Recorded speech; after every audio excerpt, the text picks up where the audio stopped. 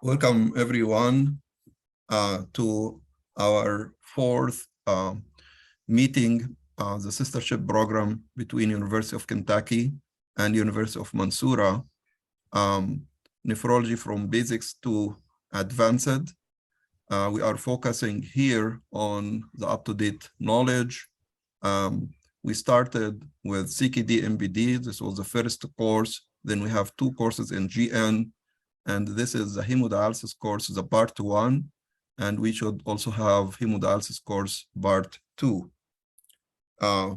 Both sides from University of Mansoura and University of Kentucky are contributing to this meeting.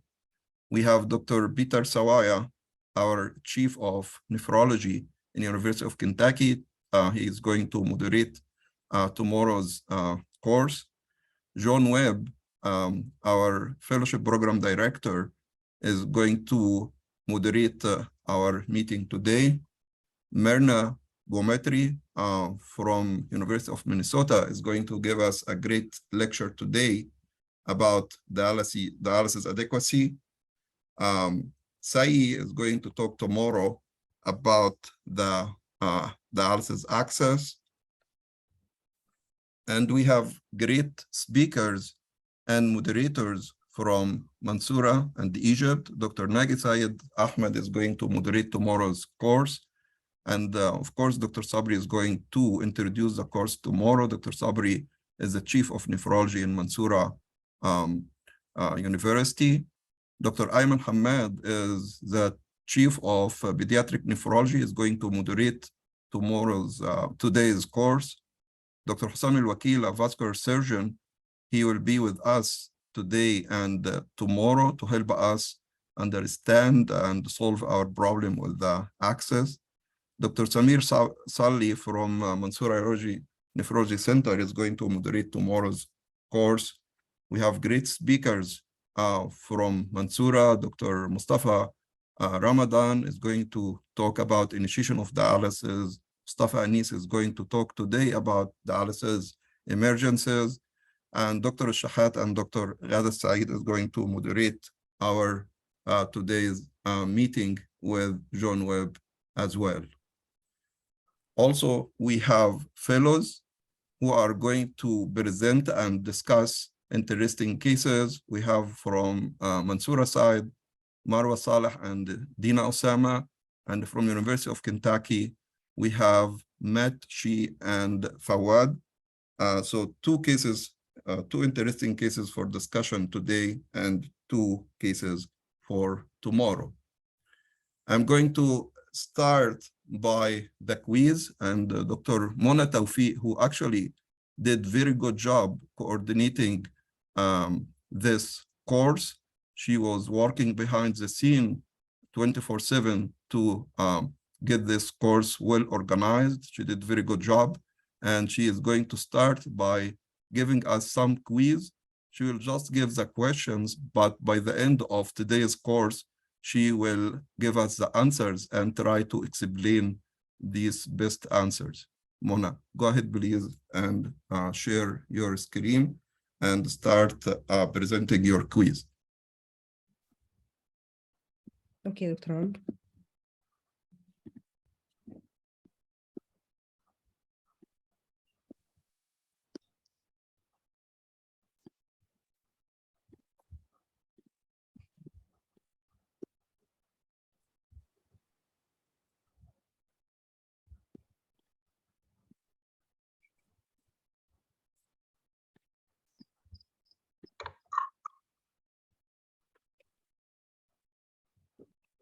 Hello, everyone.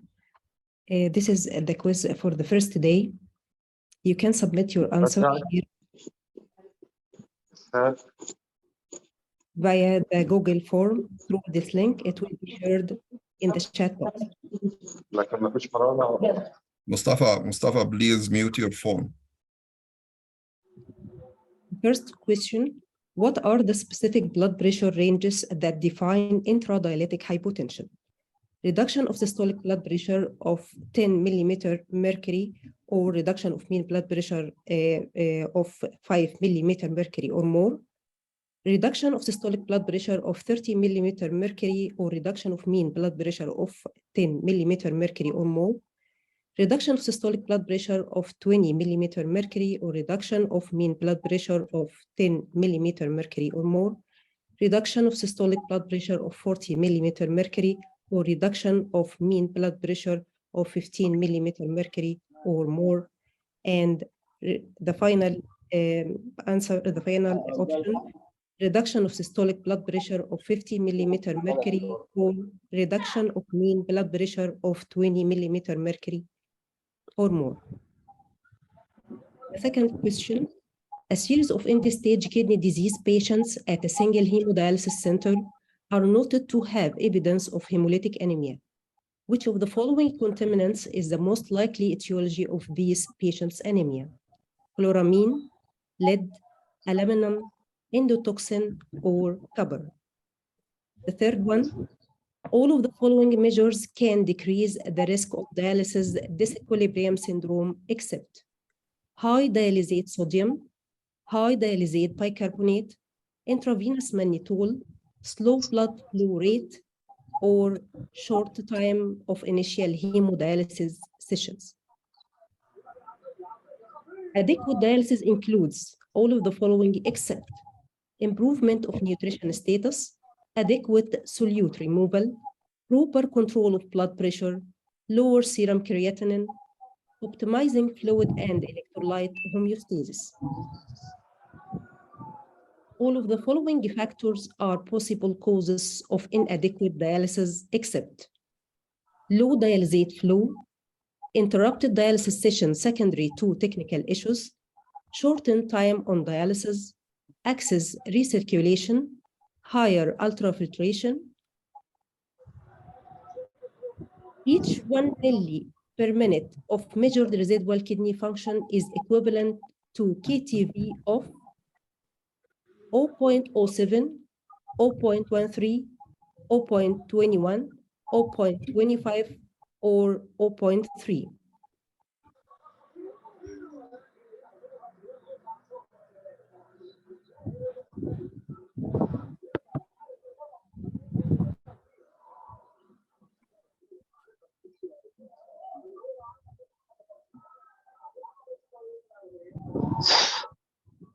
You're done, Mona?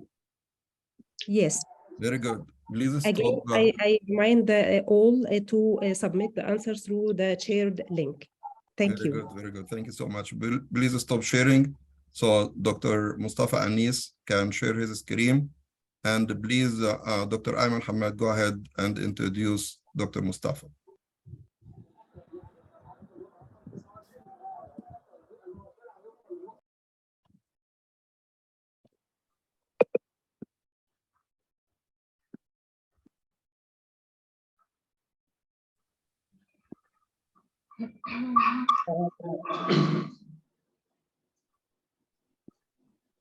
First, I would like to thank Professor Alain and Professor Amr for giving me the chance to be with you today in this great event and great meeting. Our first presentation today will be titled Hemodialysis Emergencies. It will be presented by Dr. Mustafa Anis. Dr. Mustafa Anis is an Assistant Professor of Internal Medicine, Nephrology. He's a consultant in Mansoura Nephrology and Dialysis Unit. The topic is very important. I'm sure that Dr. Mustafa's presentation will be very beneficial to all of us. The mic is yours, Dr. Mustafa.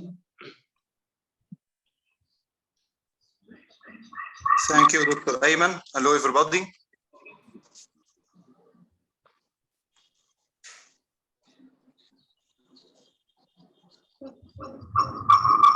I will share my screen again.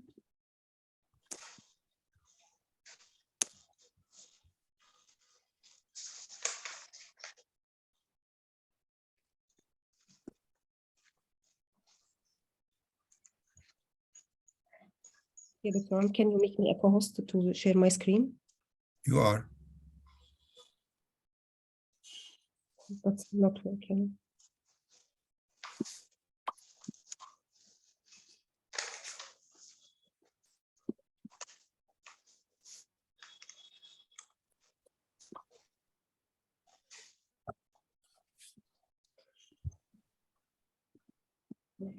Try again, please.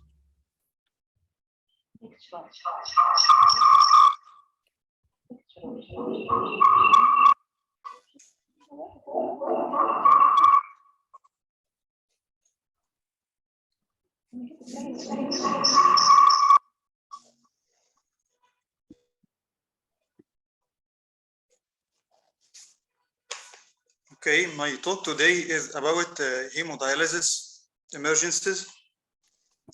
First of all, a medical emergency means an acute injury or illness that poses an immediate risk to a person's life or long-term health. So this is the first criterion of an emergency.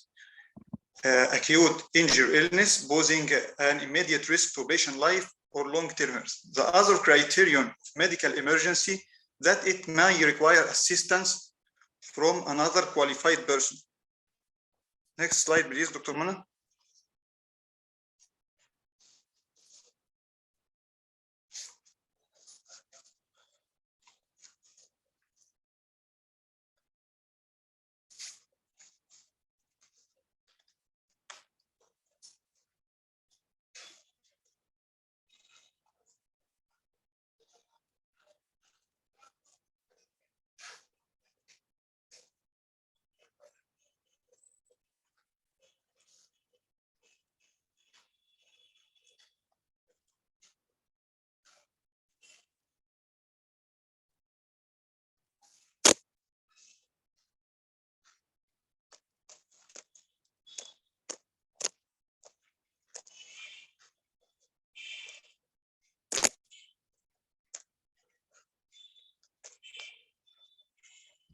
Mona, are you with us?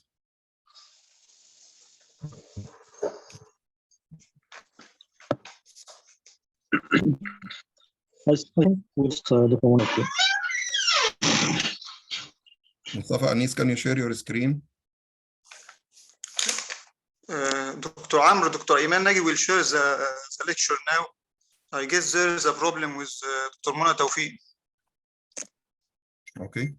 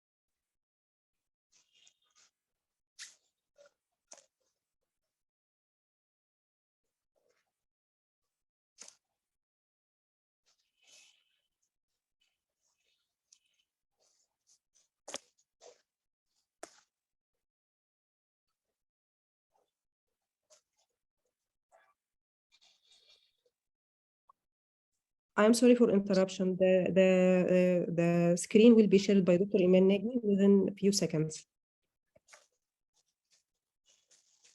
Thank you.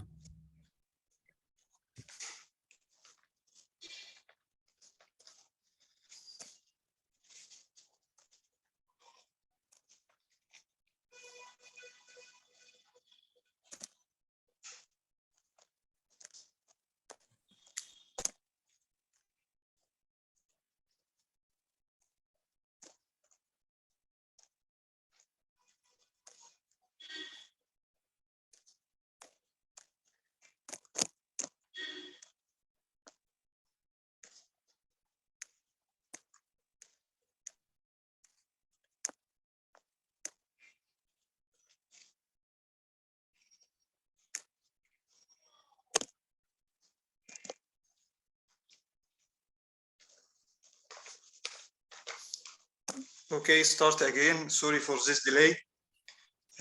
Regarding the hemodialysis emergencies, next slide. A medical emergency is an acute injury that poses immediate risk to patient's life or long-term health, and it requires assistance from another qualified person. Next, Dr. Imam, please.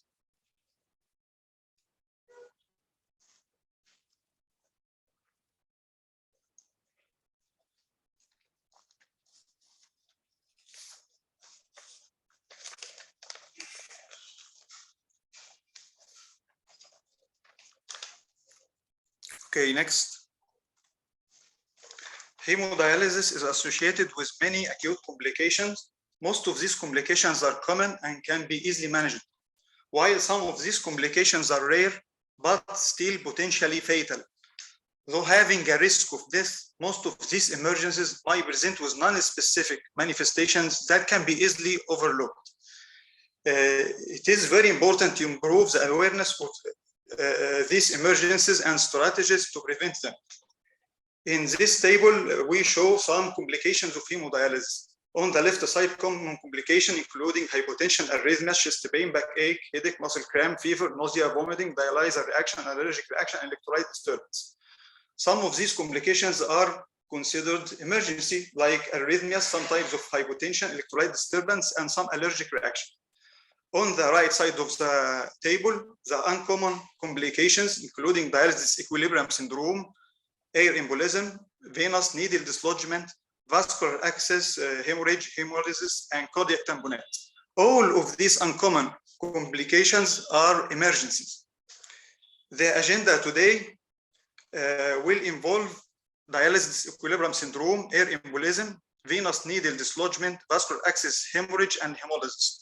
All these 5 emergencies share common criteria of being rare, being potentially fatal, and being preventable. The first is dialysis disequilibrium syndrome. Dialysis disequilibrium syndrome is a collection of neurological signs and symptoms attributed to cerebral edema during or following shortly after intermittent hemodialysis or CRRT. Classically occurs in patients with chronic kidney disease initiating hemodialysis, but can also occur with patients with AKI. Though being rare, the exact incidence is not known. Risk factors of dialysis disequilibrium syndrome include the first hemodialysis session or sessions, extremes of age, very high blood urea nitrogen, hyponatremia, hypernatremia, hyperglycemia, severe metabolic acidosis, anemia, hypoxia, pre-existing liver disease, and pre-existing neurological insult, including trauma, brain tumor, meningitis, and hemorrhage. The pathophysiology of dialysis disequilibrium syndrome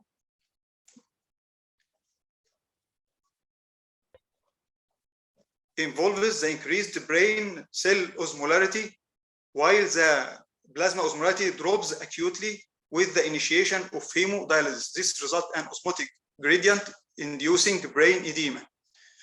2 theories are there to explain this pathophysiology. The first theory postulates that with the initiation of dialysis, rapid wash of urea from the plasma is associated with a lag of wash of brain cell urea, which are shifted from the brain to the plasma, thus creating such osmotic gradient. The second theory is related to generation of idiogenic osmosis inside the brain cells, and this theory usually what happens in AKI. Other risk factors include altered permeability of the blood-brain barrier to urea and water, anemia, hypernatremia, which washes out rapidly due to low dialysate sodium, severe metabolic acidosis, which is corrected rapidly as a result of high dialysate bicarbonate, and other risk factors. This figure shows the first theory. The pre-dialysis urea is increased on both sides of the blood-brain barrier, while after dialysis, the urea is washed out of the blood, making the plasma osmolarity low, while the urea is still high concentration in the brain cell, making the brain cell osmolarity high and creating an osmotic gradient that creates this cerebral edema. Next. In this figure, the brain cells have urea transporters, definitely urea transporter 4 on its surface, and have aquaporins, mainly aquaporin 11. In uremic patients, aquaporins are upregulated, making a liberal flow of water across the blood-brain barrier, while urea transporters are decreased and now regulated. This fact makes the equalization of osmotic gradient across the blood-brain barrier slower and potentiates the first theory. Next. Generation of idiogenic osmoles inside the brain cells. These osmoles include glutamate, glutamine, taurine, and myelinostol. Classically, they are formed inside the brain cells in case of prolonged plasma hyperosmolarities, like in hyperglycemia and hypernatremia.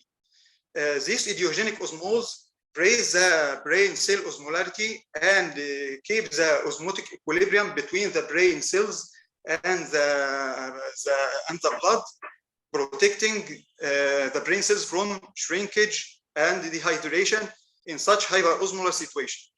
This is exactly what happens in AKI. With the rapid rise of blood urea nitrogen, idiogenic osmoles are formed inside the brain cells, and then with dialysis and wash out of urea, the plasma osmolarity drops, while idiogenic osmoles maintain high osmolarity of the brain cells. Next. Regarding the clinical presentation of dialysis disequilibrium syndrome, early manifestations are usually non-specific: nausea, vomiting, headache, common manifestation with hemodialysis, and have a wide differential diagnosis. So there should be a high suspicion if this early manifestation develop in a patient initiating chronic hemodialysis, with a chronic kidney disease patient initiating hemodialysis, especially if he is having one of the risk factors previously mentioned. Later on, more florid manifestations like agitation, muscle cramps, confusion, focal neurological deficits are formed. The CT is not a cornerstone in diagnosis. Basically, the aim of CT is to exclude other intracranial lesions. Next, regarding the prevention of dialysis disequilibrium syndrome, it is based on recognition and management of the risk factor and avoidance of generation of the previously mentioned osmotic gradient across the blood-brain barrier. And this can be through 3 strategies: reducing the rate of clearance of urea, increasing the time of such clearance, and replacing the cleared urea with another osmotically active agent to keep the plasma osmolarity. The measures include short initial hemodialysis session, slow blood flow rate. The target of these measures is to keep the drop in plasma osmolarity not more than 24 millimole per kg per day. Another measure is sodium modeling by using high sodium dialysate in the initial stage of hemodialysis. This initial stage where most of the urea is washed out of the blood. Intravenous mannitol can be used in prevention and in treatment of dialysis disequilibrium syndrome. In cases of severe metabolic acidosis, slower correction of metabolic acidosis by using flow dialysate bicarbonate is a preventive measure. And in patients with AKI, especially those having very high blood urea nitrogen, patients with high risk factors, CRRT is the preferred modality. The next hemodialysis emergency is air embolism. Air embolism is extremely rare because of the safeguards present nowadays in the dialysis machine. Yet it is potentially fatal. During a usual hemodialysis session, microbubbles with small diameters are always and continuously formed and bypass the air trap without inducing alarm and without causing any significant symptom. While a significant air embolism is almost always a result of human error. Next. This figure shows the possible areas where air embolism can pass. Area 1 is the loose connection between the arterial needle and the tubing system. Area 2 is the arterial tubing system. Any defect, even small defect in the arterial tubing system, can lead to suction of large volume of air due to negative pressure in this area. The third area is the administration of intravenous fluid and drugs. And the fourth area is the dialyzer, inadequate priming, inadequate clamping, inadequate non-functioning or deactivated alarm. Next, air embolism not only occurs through the hemodialysis machine, it can occur through a central venous catheter, and risk factors includes hypotension, deep inspiration, and sitting posture. These three items create a negative pressure in the neck veins and facilitate suction of air. Improper application, improper care, improper removal technique of the CVC can also lead to significant air embolism. Regarding the clinical presentation, air embolism usually passes to the pulmonary circulation and occasionally passes to the systemic circulation, specifically cerebral circulation. Like the previous emergency, pulmonary air embolism initially presents with mild and non-specific and easily overlooked manifestations like hypotension, mild chest pain, and dyspnea. Then grave manifestations like syncope, vascular collapse, pulmonary hypertension, respiratory failure might happen. Cerebral circulation air embolism also might be associated with mild non-specific neurological manifestation, and then severe manifestation like papilledema, severe neurological defects, fits, and coma might happen later. Next, regarding the prevention of air embolism, we should pose care to the 4 points previously mentioned. So, keeping the arterial connection with the needle locked and reasonable blood flow rate, this allows protection of air embolism from area 1 and area 2. Caution during infusion of saline anticoagulant drug prevents air embolism from area 3. Keeping high blood level in the air trap, proper maintenance of the machine, and adequate priming of the dialyzer prevent air embolism from area 4. This is plus, of course, precautions during application, maintenance, and removal of the central venous catheter. The third hemodialysis emergency is the venous needle dislodgement. Like other emergencies, it is rare, but again, it is potentially fatal, and again, it is usually a human error. Risk factors involve vascular access factors and patient factors. Vascular access factor including improper needle insertion, bloodline being tight, not loose, and the coverage of the vascular access. Patient factor include cognitive impairment, confused, agitated patients, muscle cramps, home dialysis, and nocturnal dialysis. Regarding the prevention of venous needle dislodgement, this involves proper tapping procedure, keeping the bloodlines loose, vascular access visibility all the time during hemodialysis machine, staff to patient ratio adequate for proper monitoring and surveillance of the vascular access throughout the hemodialysis process, close monitoring of the previously mentioned high-risk patient. We should note that lowering the limit of venous pressure alarm to be set close as possible to the current venous pressure would arouse the alarm as early as possible. Yet, with considering all these criteria, significant bleeding might occur with only 2 small drops in the venous pressure to activate the alarm. New devices are now available intended to detect any minute amount of blood loss. Next. This figure shows the different tapping technique with the, next please. These are the tapping technique with the chevron and butterfly method being the best for protection against venous needle dislodgement. Next. This is the read sense. Backward, please.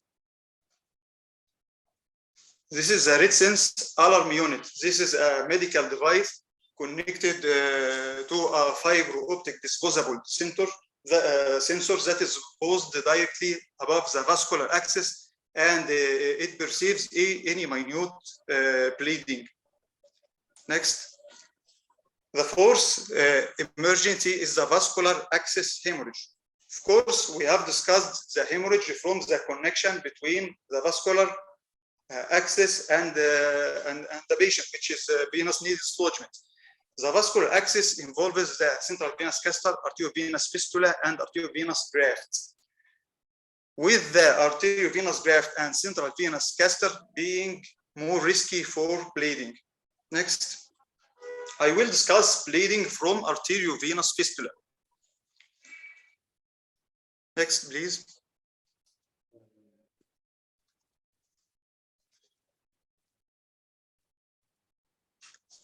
Next, Dr. Iman, please.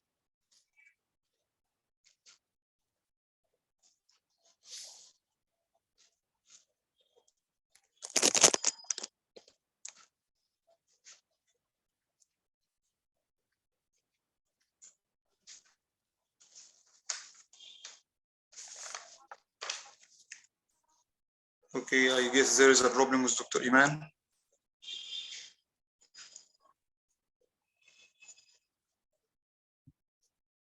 Iman, are you able to progress the slides?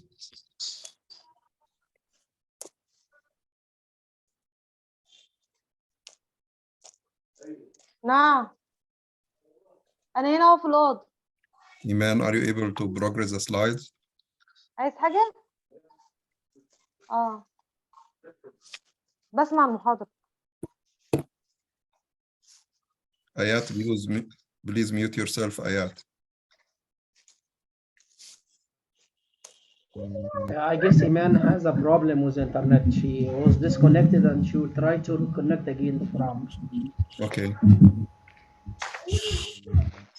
Okay, can I go on without slide sharing? I think you can tell Iman share your slides. We will be back in seconds.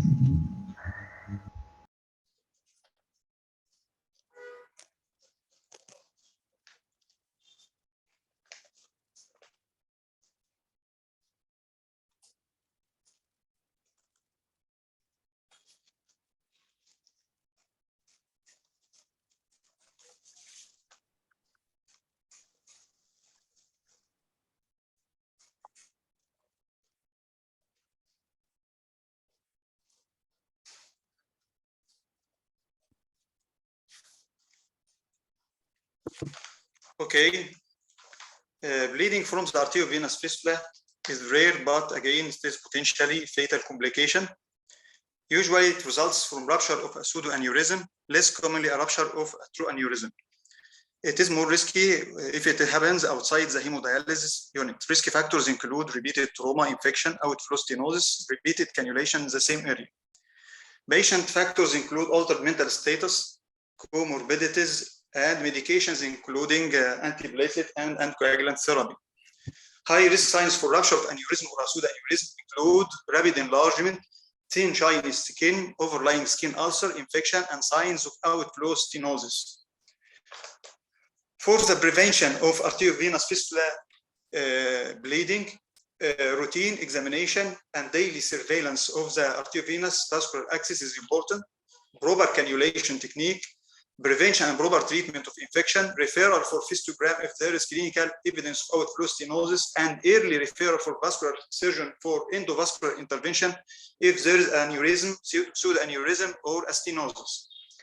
Education of the patient and relative about the risk and the first aid management of vascular access hemorrhage, because it potentially happens outside the dialysis unit.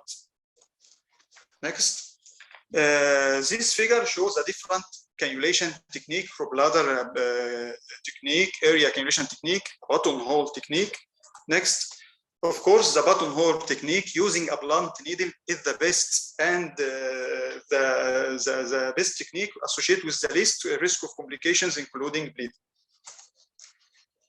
The next complication and the last is hemolysis.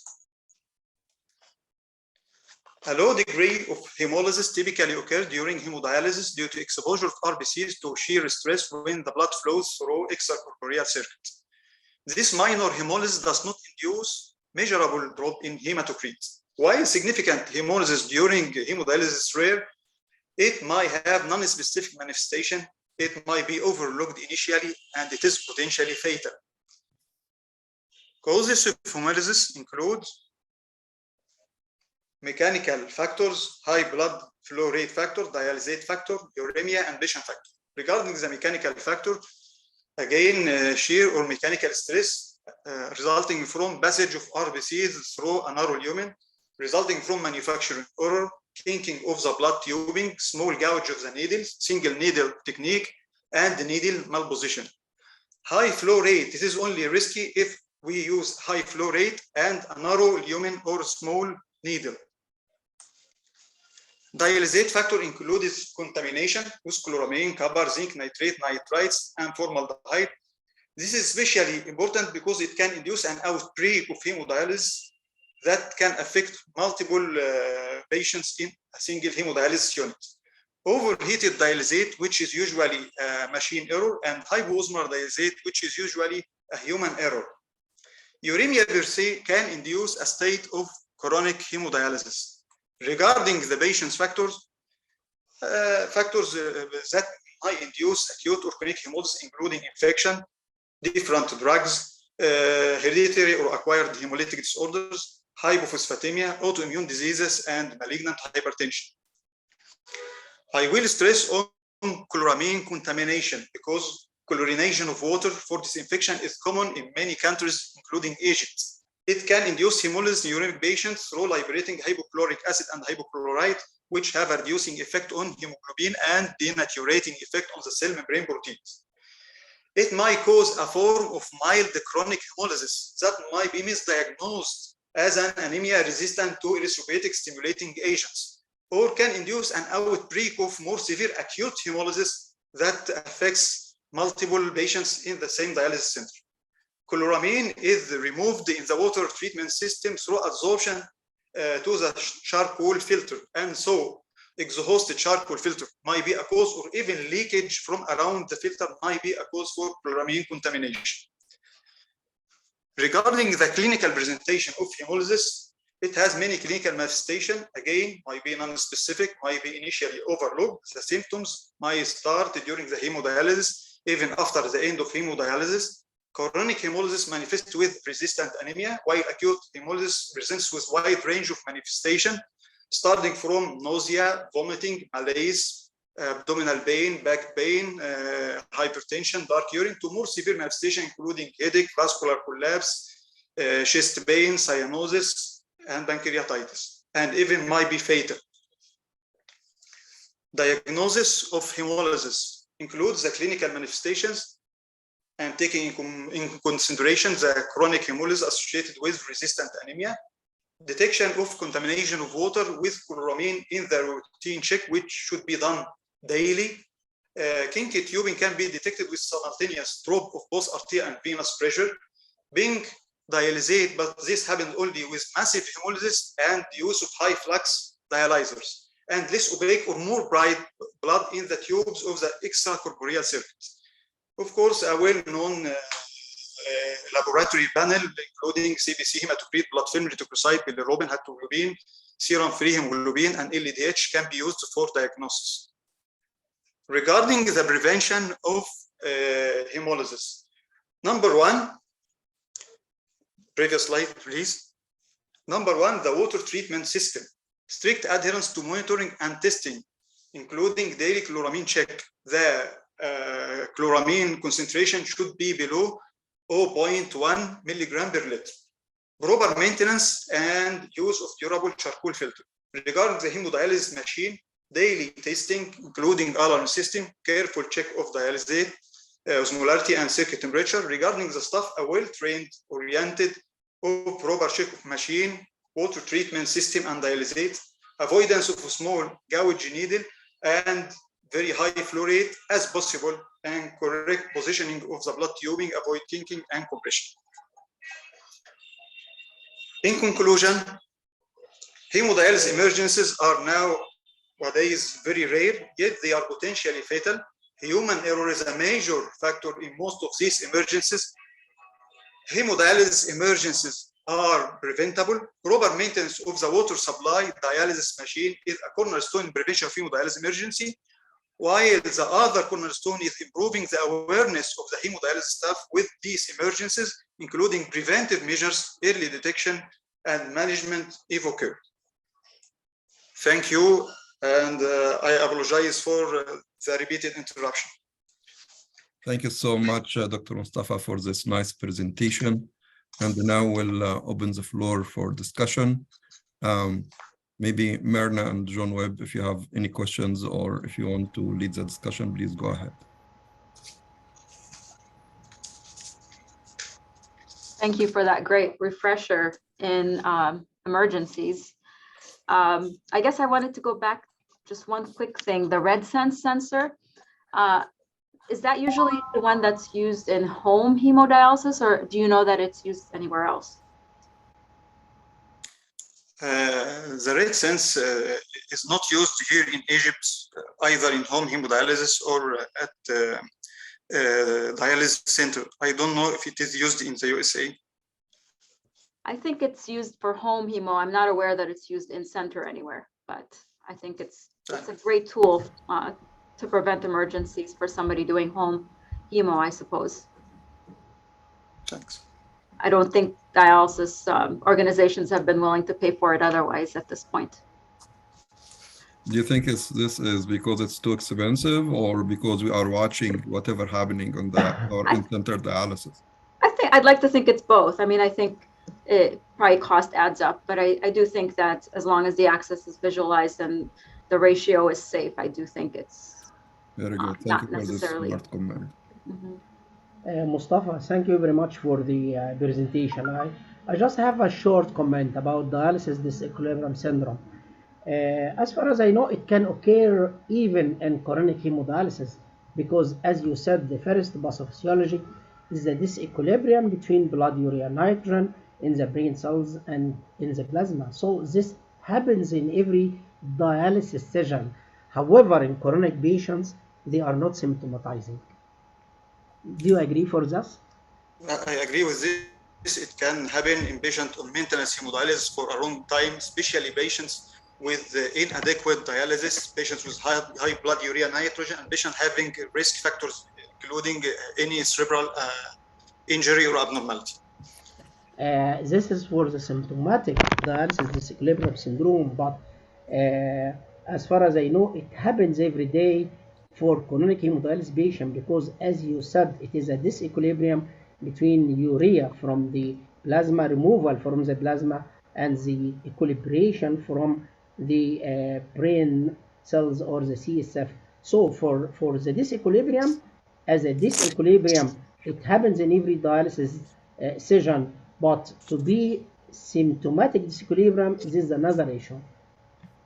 Anyone sure, from Dr. Ala, I have mentioned that the exact incidence is not known, and this is exactly because most disequilibrium events are associated with mild manifestation, like just nausea, vomiting, some headache, and pass unnoticed and not even reported. Exactly. Thank you very much again. I want to bring up a comment from the chat. Do you ever consider the use of mannitol for the prevention of disequilibrium, and what would be, the dose and the indication to consider that? Excuse me, can you repeat the question, please? Yeah, absolutely. Have you any experience with using mannitol to prevent disequilibrium? Okay, for me, I have no personal experience for this, but the dose, the known dose is the use of 1 milligram per kilogram infusion, and this dose is used for prevention and even for treatment. Very good. Yeah, I have not had experience using this as well. We traditionally would use just very slow flows and shorter treatments in the beginning. But I suppose if you had someone with severe lab abnormalities, that would be in the inpatient or ICU setting, that would be a good consideration. No, I don't think we have used this in Mansoura. I've seen a couple times where the fellows opted to use it in patients with significant symptoms, but I think it's very rare, luckily. Another kind of comment in the chat, what is the risk with missed hemodialysis sessions? I think I think that's, that's a factor when patients have multiple sessions. I think some dialysis units have protocols where if it's more than a week or 3 missed sessions, they'll usually contact the physician or send the patient to the ER. But I think that's an opportunity to discuss whether lower flows are appropriate for that first treatment after several missed treatments. I don't know if anybody else has an opinion.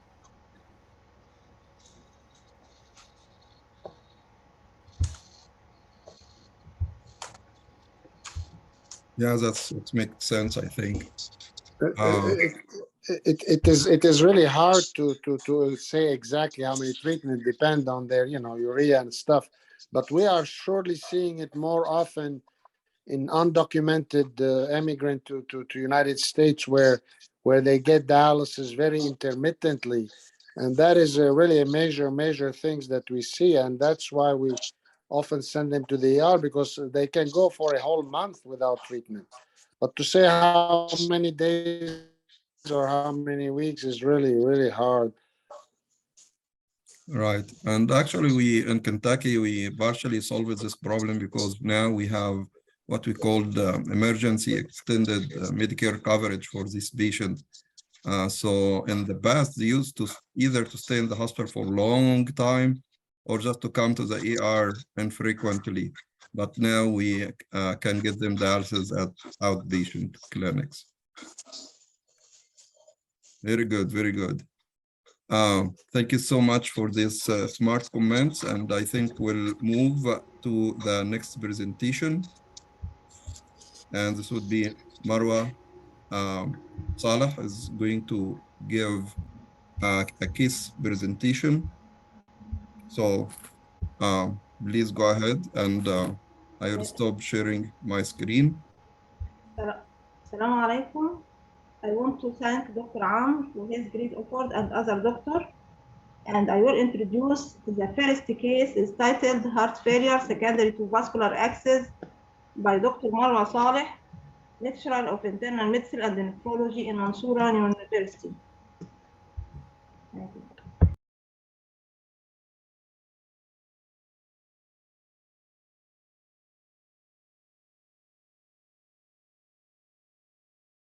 Thank you, Dr. Veda. Hello, everybody. I will introduce heart failure due to vascular access. Next.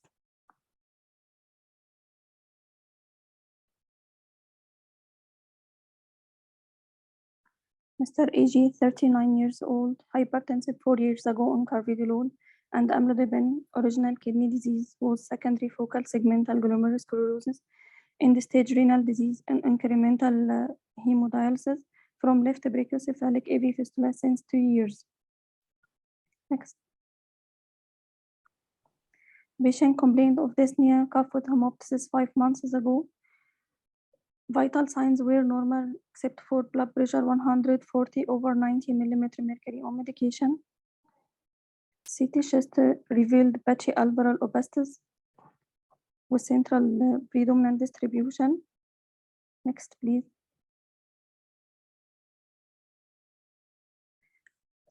CT chest consultation, query alveolar hemorrhage and congestion. Slide before, please, Iman.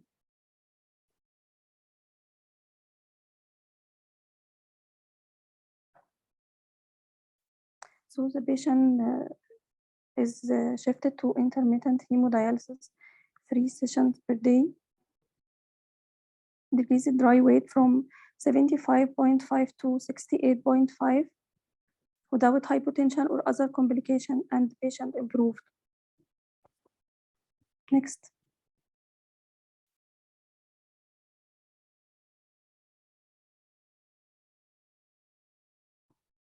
Two months later, patient complained of recurrent attack of dyspnea and cough. Holter monitoring revealed stream pattern. Echocardiography was done, showed dilated left ventricle with impaired systolic function. High output heart failure with borderline ejection fraction 48.9. Next. Ultrasound Doppler of AV fistula was done and revealed flow of 1,670 milli per minute and ostium of 8.5 millimeter. Next. The provisional diagnosis was heart failure secondary to high flow AV fistula. So what is the management? Do we need vascular access surgical intervention, although patient respond to ultrafiltration? Next.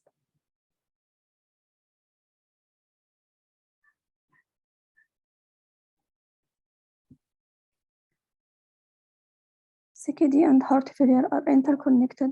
CKD associated with increased risk of heart failure and heart failure associated with risk of decreased GFR. And this figure shows the pathophysiology of heart failure in CKD progressing to end-stage renal disease. Next.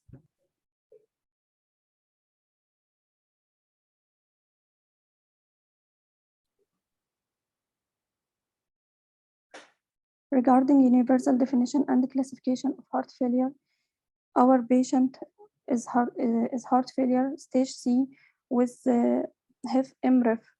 Next. Next. It is a diagnostic challenge of heart failure in CKD regarding symptoms and signs. Heart failure symptoms and signs mimic that of intradialytic hypervolemia, anemia, metabolic acidosis, and hemodialysis patient. Cardiac biomarker not reliable as pro-BNP and troponin T and I decreased by hemodialysis. Echocardiography recommended to do before and after creation AV fistula and before starting dialysis. Next. Clinical relevance of high flow AV fistula. AV fistula that has blood flow more than 1,500 milli per minute are of high risk. AV fistula with flow exceed 25 to 30% of cardiac output increase the risk of high output heart failure. Depending on the severity of symptoms, management can range from banding for flow reduction to total abandonment of AV fistula. Next. Next.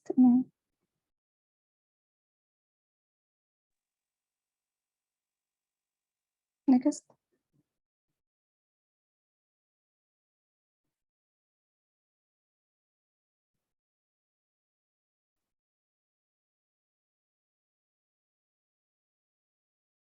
Next, Iman.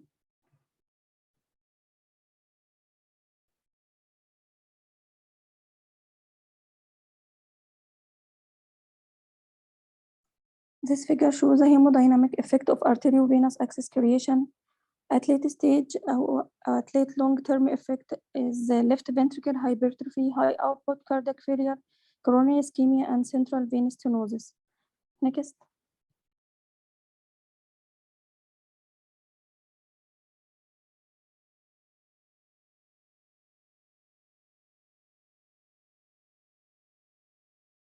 This table summarizes suggested non-invasive approach to follow up patient after arteriovenous shunt creation and closure, including pro-BNP, ultrasound Doppler for AV fistula, echocardiography to be done before and follow up after 3 to 6 months of creation of AV fistula. Next.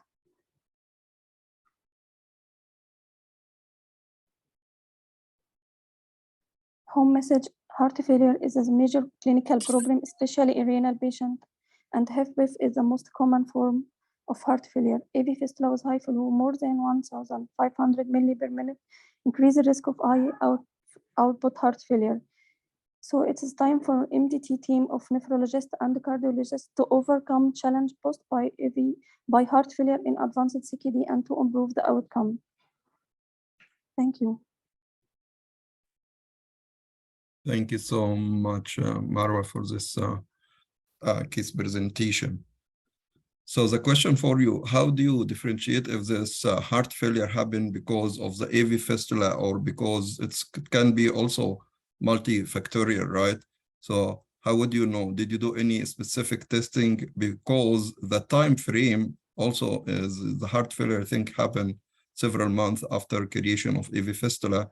And I don't know if there was evidence that there was increase of fistula pressure or anything. So how do you make this diagnosis?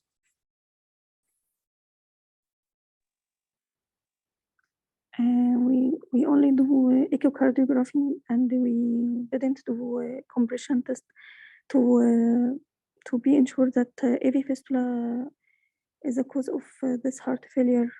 Can you But please other- explain what is the compression test and how can we interpret the result of this compression test? Yeah, compression test is occlusion proximal to arterial occlusion proximal to AV fistula, more than systolic blood pressure for 60 seconds, nearly 60 seconds. This lead to decreased heart rate or reflex bradycardia. As occlusion increase the peripheral vascular resistance and afterload, so reflex bradycardia occur. But some recent reports indicate negative patient with this sign or test, although they have significantly working AV fistula. But if the patient negative with significantly working AV fistula, this means closure AV fistula may not reverse the high output heart failure. Oh, okay. Thank you so much. Myrna, do you think there is Imad is asking in the chat room, is fistula contraindicated? He means fistula creation is contraindicated in patients with heart failure, with reduced ejection fraction. And what is the limit? When do you think you feel comfortable sending a patient with congestive heart failure to get an AV fistula? Well, I do think we're a little bit more nervous when someone has significant heart failure. I would say, the surgical opinion is at the end of the day the answer, what the surgeon's willing to do. But I think under 40%, I would be concerned or might consider a graft or some other or PD or some other therapy potentially for these patients. But if they're well compensated and mild, then I think I would consider it, or at least again have them surgically evaluated with close follow-up. Very good. And Benlo Matthew is asking, do we have to do an echocardiogram before creating AV fistula for every patient?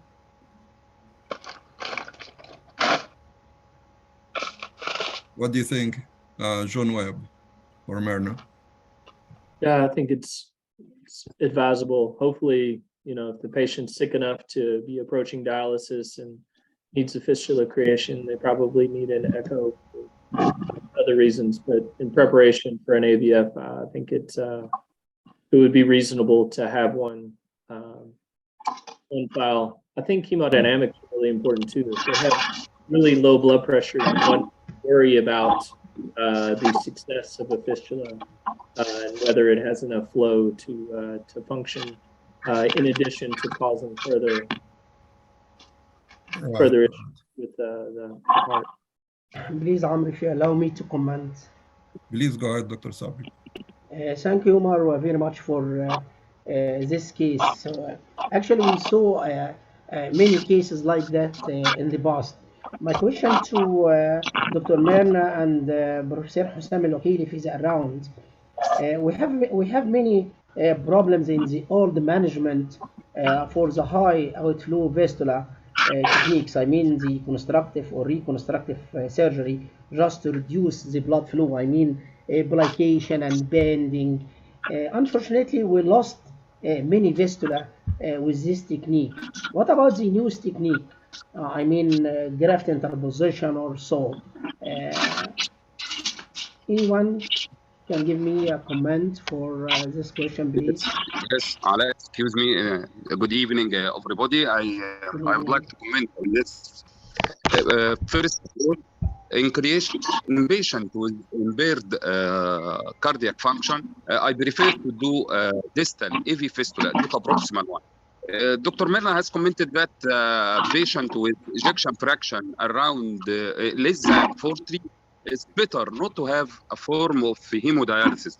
But for me, in my practice, usually, I depend well on the ejection fraction and the patient, especially if he is compensated and lie flat in bed.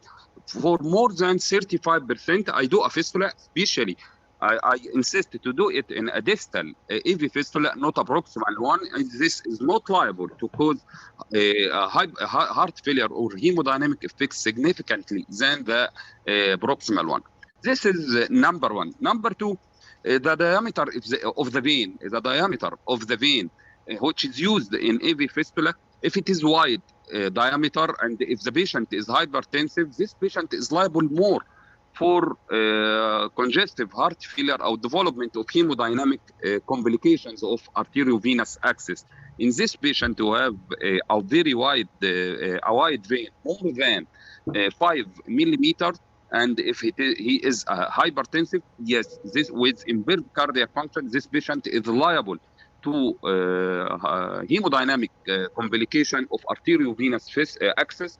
And in this case, I will prefer to do another form of dialysis, either using permanent tunnel catheters or peritoneal dialysis, if I cannot do a distal AV fistula. As regards the grafts, yes, the grafts have a standard stable flow, not increased, as you all know. If the patient have an autogenous fistula, it is liable to dilate, as in this case, we notice that he developed congestive heart failure 2 years after the creation of vascular access. And the flow, I am sure the flow at first is low, but with going time, the vein begins to dilate and the flow begins to increase. So he developed this complication. The vascular graft, especially the tunneled graft, you have grafts in the market. The arterial diameter is 4 centimeter and the venous end is 7 millimeters. These types of graft have a constant flow also, and it is suitable for these patients. As regards the third question or comment of Dr. Ala about the techniques to deal with this vascular access, yes, we have techniques, embolism or Mandeling technique. Mandeling technique, we use a cuff of synthetic material, we put it around the vein to limit the flow until we can reach to a flow not impeding the heart of the patient. This technique is very good, very easy, and it could be adjusted. We can narrow and test the flow every time until we reach the flow that does not impair the cardiac function of the patient. Thank you so much, Dr. Hussam. I have just 2 quick comments. First of all, do you agree with me that diastolic heart failure is the commonest heart failure in our dialysis patient, and reduced ejection fraction is less often? And how will this affect the creation of AV fistula if the patient has preserved ejection fraction but have, severe degree of diastolic dysfunction? The other question is, do you do a distal AV fistula by default? Because I think also the proximal AV fistula might have more impact on the cardiac output compared to the distal. Can you please comment on that? I will answer the second question first. Yes, distal AV fistula is preferred. If the patient have a good vein, we should do distal AV fistula. The complication as a hemodynamic complication is less, and the long-term patency of this radiocephalic fistula is good compared with the proximal one.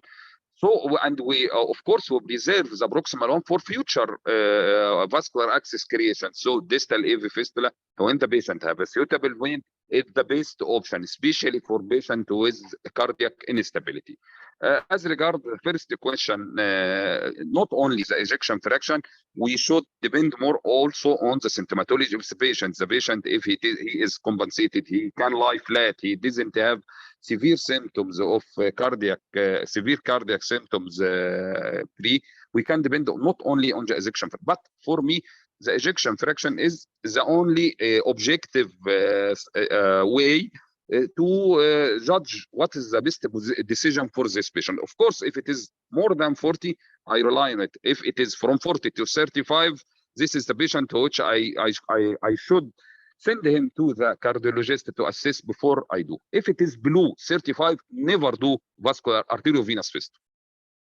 Very good, very good. Thank you so much. I think there is a lot of conversation behind the scene in the chat room about when do we need to do an echo and how often do we need to do an echo. John Webb, do you want to comment on those? Sure. There's actually some questions about imaging the access, whether we need to do routine Doppler ultrasounds to look at the access versus waiting for some kind of clinical symptom or increased pressure, increased bleeding to do that. I think that varies per center and per vascular surgeon and interventional nephrologist. In terms of echocardiography, I think it's recommended to get an echo every 1 to 2 years. I don't know how often we do a good job of getting repeat and serial echocardiographies, but I think that's a good recommendation that we need to pay more attention to. Very good, very good. Thank you so much. Myrna, do you have any questions before moving to the next presentation? I was just going to agree with John. I think our surgeons, some of them tend to do that 6-week post-op ultrasound just to make sure that maturation is coming along, and then thereafter as needed if it doesn't seem to be maturing well enough or other symptoms. And I do agree that I don't know that I think about doing an echo on patients, but unless they manifest low blood pressure or other symptoms that make me think of screening for decreased EF or something like that. Very good, very good. Thank you. Thank you for this thoughtful discussion, and I think we need to move. By the way, tomorrow we'll have a lot of discussion and we'll have expertise in the field of the AV fistula creation and the AV fistula complications. So please stay with us tomorrow because there will be more interesting cases and discussion about various techniques and complications of access placement. I think now we're going to move to the next presentation. Dr. Myrna is going to talk next, and I will let John Webb to introduce her. Please, John Webb. Great. Is it Dr. Balmitri? Balmitri. Great. Good to meet you today. So I was looking over your background, very well trained. We're actually trained on the same timeline. I was exactly those same years. So I trained at the Cleveland Clinic, very active there, and then moved on to the University of Minnesota, where you're an assistant clinical professor there, very active in education, many presentations and teaching, and looking forward to today. You're going to be talking about hemodialysis adequacy. Right. Thank you for that kind introduction. Let me see if I can just share my screen here. And slideshow. Okay. You guys are seeing my screen well? Yes, we do. Perfect. Okay. So today I'm going to talk to you a little bit about dialysis adequacy. My overall objectives will be to define and discuss its components, review KT over V from a historical perspective, review some of the trials that evaluate dose, dialyzers, and frequency, then highlight a global perspective of KT over V, and then lastly discuss patient-reported outcomes and other factors that we might consider in our dialysis adequacy equation. So Webster's dictionary defines adequacy as the state or quality of being adequate. Obviously, with dialysis, we're looking at a lot of factors, including blood pressure control, solute removal, acidosis correction, fluid and electrolytes, anemia correction, good nutrition, and obviously schedule and duration and biocompatibility all play a role in how well a patient tolerates and is adequate. From a historical perspective, in the 60s, the function of hemodialysis membrane was the focus of the effect of dialysis. Babb and Scribner were the first to describe the square meter hour hypothesis, writing that the size of the membrane and number of hours influence adequacy. The average dialysis treatment in the 60s was about 8 to 12 hours, a couple nights a week. That was what they were able to do. Coming along to the 70s, biochemical and physiologic measures were sought, and hemofiltration, diafiltration, and hemodialysis were then further investigated. The NCDS, or National Cooperative Dialysis Study, was the first to examine the importance of time. They had 165 patients randomized to longer or shorter treatment times with high or low BUN targets. They did note a lower BUN had less death and illness, and the short versus long duration outcomes just missed their statistical significance. Thus, a urea-centric era began.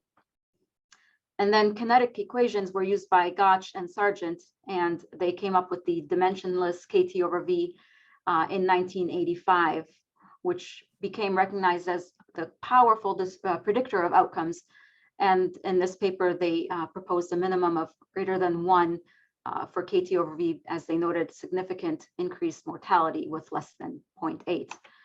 This is their landmark paper published. And in the paper, they described and had multiple figures that identified where the adequacy was based on midweek BUN and protein catabolic rate. And as you can see, they described here what was deemed adequate and the zones that were inadequate and possibly excessive. So the adequacy equation here is this equation, the negative logarithm of R minus 0.008 times time plus 4 minus 3.5 times R times the delta in the body weight versus body weight, or UF over weight in kilograms. So the K identifies or estimates urea clearance of the dialyzer, which depends on the pore size, surface area of the dialyzer, and the rate of blood flow. T is the time on dialysis, and V is the volume of distribution.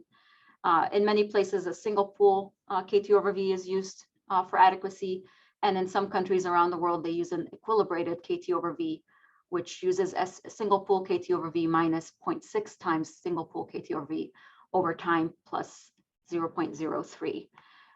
The equilibrated KT over V kind of estimates 2 different pools of urea, the intravascular and extravascular pool, and accounts for the urea rebound that might happen during dialysis.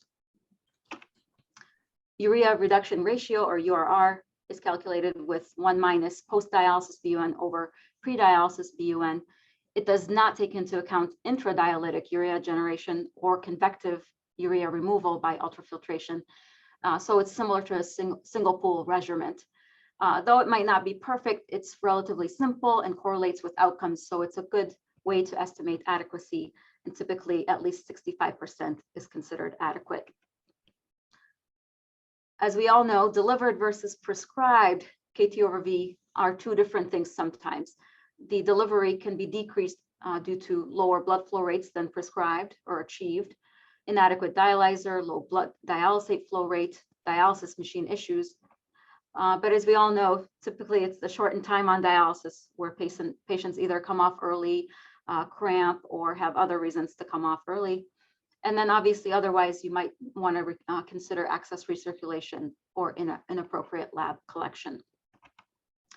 KT over V and URR became the dominant way to assess the dose in the 80s and 90s. A lot of technical improvement with the dialyzers and membranes, along with the time pressure to treat many patients, led to shortened treatments, as time on dialysis could be reduced without affecting KT over V by increasing the clearance of the dialyzer. The HEMO study, which was published in 2002, looked at 1,846 patients randomized to 1.32 versus 1.71 for adequacy, and also a low versus high flux dialyzer arm of the study. And it failed to show a significant increase a significant increase in small molecule clearance would affect survival. And here you have the figures where there is not a statistically significant difference in the two arms here.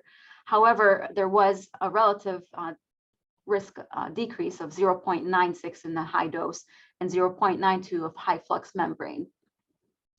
And one other interesting to note is the high dose arm relative risk of death in females was significantly lower at 0.85. So then the use of V as a normalizing factor in the KT over V concept was questioned. There was a concern that V as an estimate of body water may lead to underdosing in certain patient populations. So a subgroup analysis of the HEMO trial showed that women who had been on dialysis longer than 3 years had lower mortality rates in the higher dialysis dose group. And then a secondary analysis of HEMO showed that scaling the urea clearance by body surface area rather than the body water may be more informative and perhaps explains that better outcome in the higher KT/V in the women. Subsequently, Spalding et al. Looked at 328 dialysis patients and calculated KT and then KT over body surface area and KT over weight and measured the effects of body size and gender on these parameters. And they found that a KT over V target of 1.2 corresponded to a range of equivalent KT over VSA and KT over weight, each significantly higher in males than females and higher in large versus small men, thus indicating that inadequate dialysis may be done for women and smaller men. And then Davenport did similar where they used multi-frequency bioelectrical impedance. We know that fat has less water than muscle. And so they showed that this method showed significantly lower than predicted by Watson formula at higher BMI. Thus, the V will be overestimated, resulting in a lower KT over V, which actually then gives obese patients a higher dose to achieve KT over V, which explains potential survival benefits in obese patients. So scaling to body surface has become more used, and using single pool KT over V or standard or equilibrated KT over V has become more widely used. So why urea? Urea kinetic modeling uses urea, a waste product of protein catabolism, as a marker for uremic waste products, and thus assess dialysis efficiency. Urea shifts between fluid compartments pretty easily and thus has many advantages. It's present in high concentrations, especially in uremia. It's as easy to measure. It has a stable low molecular weight compound. It's soluble in water and easily removed, and it's equally distributed throughout the body. Dialysis kinetic modeling focuses on the removal of a solute from plasma, the removal of which is dependent on a lot of things, including solute size, weight, charge, presence of protein binding, and dialyzer pore size, and the movement of solute from extra plasmacytic compartments. Middle molecules, which are greater than 500 Daltons, of which beta-2 microglobulin is our prototype. Beta-2 microglobulin is found on the surface of every nucleated cell and is known to accumulate in chronic kidney disease. Middle molecules have been more recognized since the late 90s. Accumulation of beta-2 microglobulin correlates with dialysis-related amyloid, increased mortality, and correlates with residual kidney function. And then you have protein-bound molecules, which are challenging to study and difficult to remove during dialysis, obviously, because they're protein-bound, but they are linked with outcomes and mortality and vascular damage. They're also linked to residual kidney function in dialysis patients. P-cresyl sulfate and indoxyl sulfate are found in higher concentration in uremic plasma and are known to affect cellular processes. However, we know that they're mostly related to diet and gut transport and gut health. So from the 90s until today, studies have looked beyond small molecule clearance to other solutes, including middle molecules. We know that potassium pre-dialysis levels correlate with outcomes with a U-shaped curve. Low and high potassiums confer an increased morbidity and mortality. And also phosphate, which is associated with increased cardiovascular mortality, progression of vascular calcification, and hyperparathyroidism. So phosphate control is a surrogate outcome in dialysis care, but we know that there's no interventional studies that have shown improved survival by actually lowering phosphate. The HEMO and MPO, or membrane permeability outcome study, compared high to low flux dialyzers with no benefit in all-cause mortality or cardiovascular events seen, despite higher middle molecule clearance with the high flux dialyzers. There was small exceptions with some better survival in the vintage patients and those with pre-existent cerebrovascular disease in the HEMO trial, and better survival for low albumin patients in the MPO trial. But beta-2 microglobulin clearance is better with high flux dialyzers, that's been shown, and it reduces later amyloid deposition. But again, here, residual kidney function is a key factor. In the contrast trial, which is the convective transport study, found that better beta-2 microglobulin clearance with hemodiafiltration than low flux dialysis. But again, no difference in survival. However, there has been some meta-analyses that do show lower cardiovascular mortality with hemodiafiltration. Time is particularly important for larger molecules and sequestered molecules. Time on dialysis overall decreased from 6 to 8 hours in the 60s and 70s to 2.5 to 4 hours in the 80s and 90s, based on urea clearance and higher efficiency dialyzers. Some observational studies have shown longer treatment time is significantly associated with survival, but not all. The frequent hemodialysis network trials looked at 125 patients randomized to dialysis 6 times a week versus 120 conventional 3 times a week patients. Their primary composite outcomes were death and left ventricular mass change, and death and change in physical health composite score by the RANS 36 score. Secondary outcomes looked at cognitive performance, depression, nutrition, bone metabolism and anemia, blood pressure, hospitalization rates, and access interventions. And as you can see, there's a significantly improved outcome in as far as change in left ventricular mass and survival in both of these arms. And this table highlights a significant decrease in the LV mass, physical health composite score improved by 3.2. There was better phosphate control. Sorry, my boxes are off. There was better blood pressure control, about 10 points less here. So there were some significant benefits in the frequent short daily dialysis trial. The average time for the FHN trials was 154 minutes, 6 times a week, and it showed favorable outcomes. However, there was a trade-off. There was increased vascular access, complications, and need for interventions. An important surrogate outcome, such as LV mass with greater time, is good. However, we don't know what the relative contribution of increased solute clearance versus the lower UF rates afforded by more frequent treatments is. So adequacy goals differ actually from country to country. Adequacy affects survival, and poor dialysis quality we know is predictive of mortality. Mortality rates really declined significantly from the 90s and onward, attributable to an increase in dialysis dose, with the KT over V improving from 0.99 to 1.53 in 2002. Also, use of high flux dialyzers and EPO have improved mortality rates. And the 1-year mortality rate by USRDS is estimated at 20%. Residual kidney function is very important in terms of survival benefit. Many trials have showed that. And every 1 ml per minute residual kidney function offers a KT over V of about 0.13.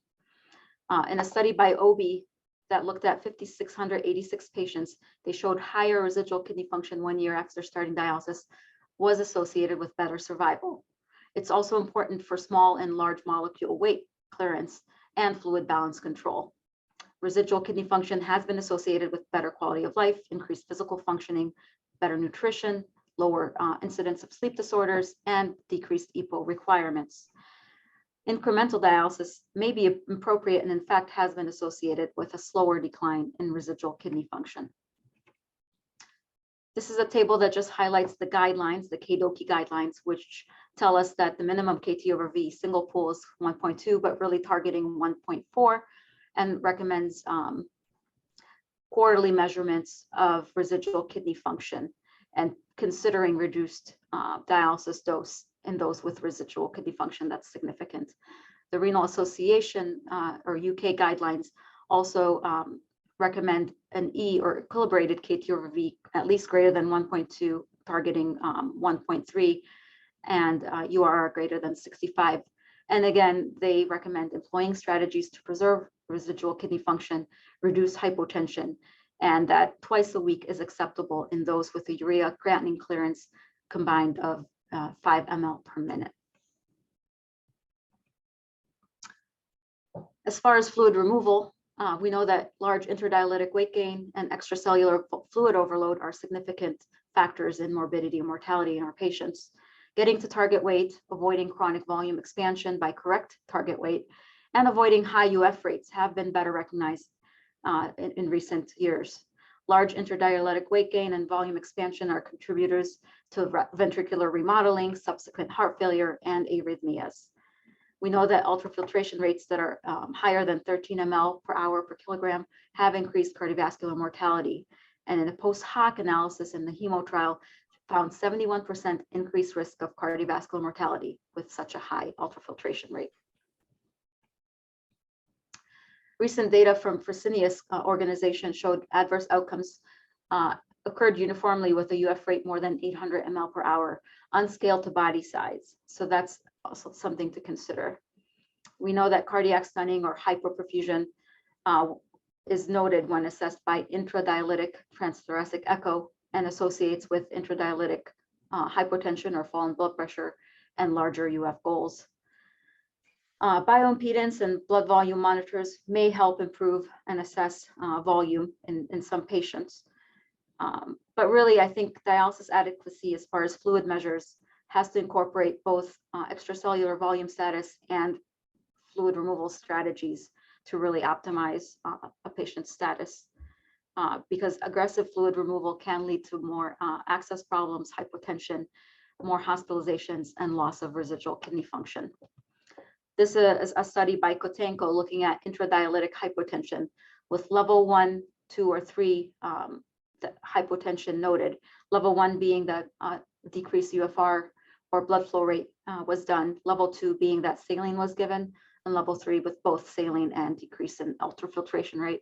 And as you can see, the conventional patients had significantly higher incidence of hypotensive episodes, conventional being about 9% of the time versus only 3% in the nocturnal patients. From a global perspective, as you can see here, there's a high variability in KT over V achieved and reported around the world. Some countries have really improved and tried to aim for KT over V at least greater than 1.2. The adequacy is really dictated by many things: historical perspective, local practice, nephrologist preferences, and a country's income level as determined by its government and quality measures and how it reimburses nephrology care, all can dictate outcomes. Nearly all high-income countries, half of middle-income countries, and about a third of low-income countries report KT over V regularly. In countries like Germany and Japan, dialysis sessions are a minimum 4 hours and KT over V of 1.2. High flux dialyzers are often used, especially in Germany and Japan as well. This table just highlights again the countries that meet certain criteria of adequacy. Survival in Japan is the best, but more than 80% at 3 years versus 65% in Europe and 55% in the US. Again, higher times potentially count for this, but they actually use slightly lower blood flow rates. They have better markers of inflammation and better anemia control in these countries. الطعم من هنا ليه؟ طعم هات الطعم ومية أو هات إيه؟ Shifting gears a little bit, so this is a nice paper by the ASN Dialysis Advisory Group, kind of looking at moving beyond small solute kinetics in a multidimensional measure. So lack of data, fiscal restraints, other factors have led to a default of thrice weekly regimen in many places for in-center hemo. However, residual kidney function, cardiovascular status, quality of life, clearance requirements, and patient preference should be considered. So twice weekly dialysis has been associated with better preservation of residual kidney function, and incremental dialysis has shown preserved renal urea clearance and urine volume. Higher residual kidney function is associated with better survival and is an important metric to consider. So in this paper, they recommend considering incremental dialysis in the right kind of patient, obviously balancing between less frequent dialysis, which gives them more free time, decreases medical costs, and may help preserve residual kidney function and vascular access, versus more frequent dialysis, which has better clearance, perhaps better volume management, less dietary restriction, and less pill burden. So this is a paper by Kalantar-Zade looking at the criteria for twice weekly dialysis. Obviously, if they have residual kidney function with a urine output at least 500 ml or more, obviously not a significant fluid overload between dialysis sections with less than 2.5, lack of hyperkalemia, lack of hyperphosphatemia, good nutritional status. So they propose that if you meet 5 out of the 9 criteria, might be a good candidate for incremental twice a week dialysis. And obviously this has to be regularly reevaluated. And if the urine output drops to less than 100, half a liter, then to really reconsider and transition to 3 times a week. So contrasting the incremental conversation is the finding that longer interdialytic break is associated with higher cardiovascular morbidity and mortality. And whether that's volume overload, hyperkalemia, or acidosis, or a combination thereof, I think we really do have to look at the potential benefit of less frequent or more frequent dialysis versus the burden to patients, and redefining adequacy to incorporate a patient's goals maybe is more important. So this is an opinion paper in Quality We Trust, but quality of life or quality of care. So I really do think we have to look at our process measures and benchmarks and weigh them with the patient health related quality of life and really decide what's more important for the patient. PROs, or patient reported outcomes, are a compilation of outcomes including symptoms, health-related quality of life, and experience of care. PROs and the patient preference provide diagnostic information. They influence patient behavior, which affects morbidity, resource utilization, and survival. We know that depression and pain are independently associated with survival, and measuring health-related quality of life, experience of care, pain and depression have become standard of care in the United States and elsewhere. In the HEMO trial, they did look at the quality of life and showed a small but significant effect favoring high dialysis dose with respect to how patients physically felt. In the frequent hemodialysis network trial, the 6 days a week arm resulted in better physical health, less depression, shorter recovery time than the thrice weekly traditional hemo. Patient preference is important and variable. There is a correlation between dialysis dose and health-related quality of life measures, thus supporting use of patient-reported outcomes as a measure of adequacy itself. KDOQI also supports offering the option of short, frequent, in-center dialysis to accommodate patient preference and optimizing their quality of life. In the FREEDOM trial, which is the following rehab, economics, and everyday dialysis outcome measurement study, showed that daily home HD associated with improved patient physical and mental quality of life measures. Recovery time after 12 months decreased from 8 hours to 1 hour in the short daily cohort, and shorter recovery times after dialysis were noted in the nocturnal trial as well. The highest incidence for initiating dialysis right now, though, is in the greater than 75-year age category, and our aging population does need to be considered, as longevity may not be their primary goal. And so, summarizing the multi-dimensional assessment, I really do think we have to keep looking at solute removal, ultrafiltration rate, and middle molecule and phosphorus control, but really step back and look at each patient and their cardiovascular risk and status, and really decide on what the appropriate treatment, duration, frequency, and how to preserve their residual kidney function are going to lead to maximizing quality and survival, hopefully. So in summary, dialysis adequacy has to go beyond the KT/V targets to include other important factors of quality of life, survival, cardiovascular outcomes, and patient-related outcomes and goals of care. It should tailor the treatment to optimize clearance of volume, but also individualize the duration and frequency and ultrafiltration volume and rate, and proper target weight assessment to the patient level. And lesson learned for new approaches to dialysis quantification and measurement, and shifting from merely adequate to an optimal dialysis treatment. Thank you for your attention. That's amazing, Myrna.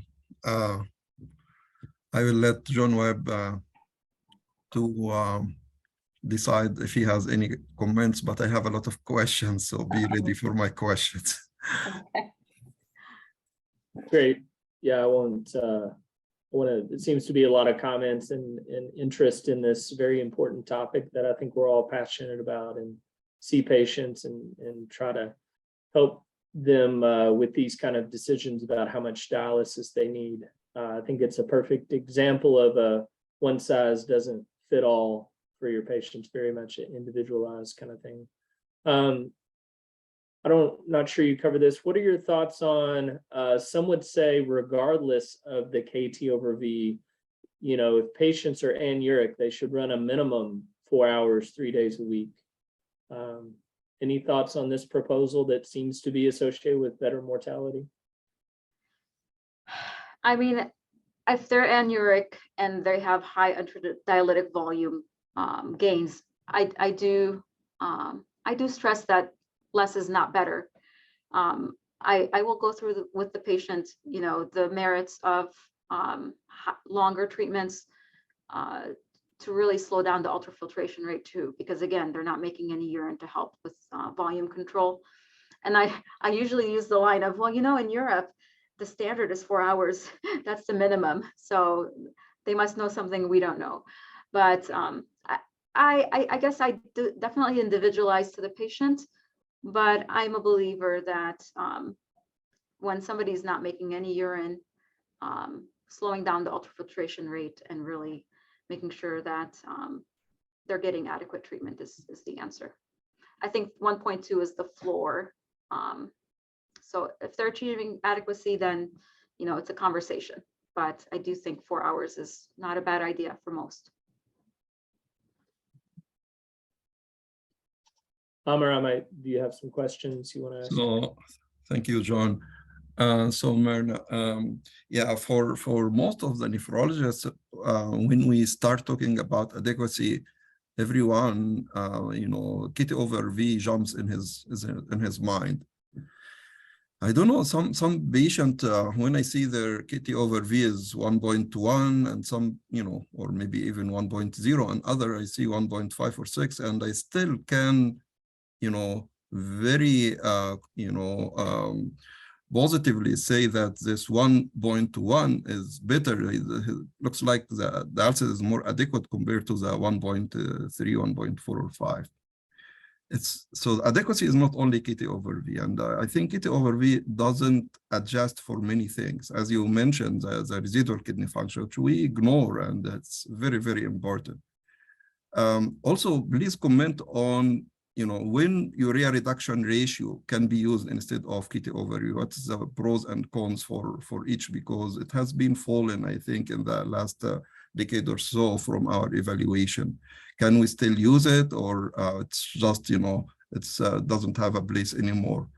And also, you know, if you can comment on, because many countries, they still do twice for some patients, twice instead of thrice weekly dialysis.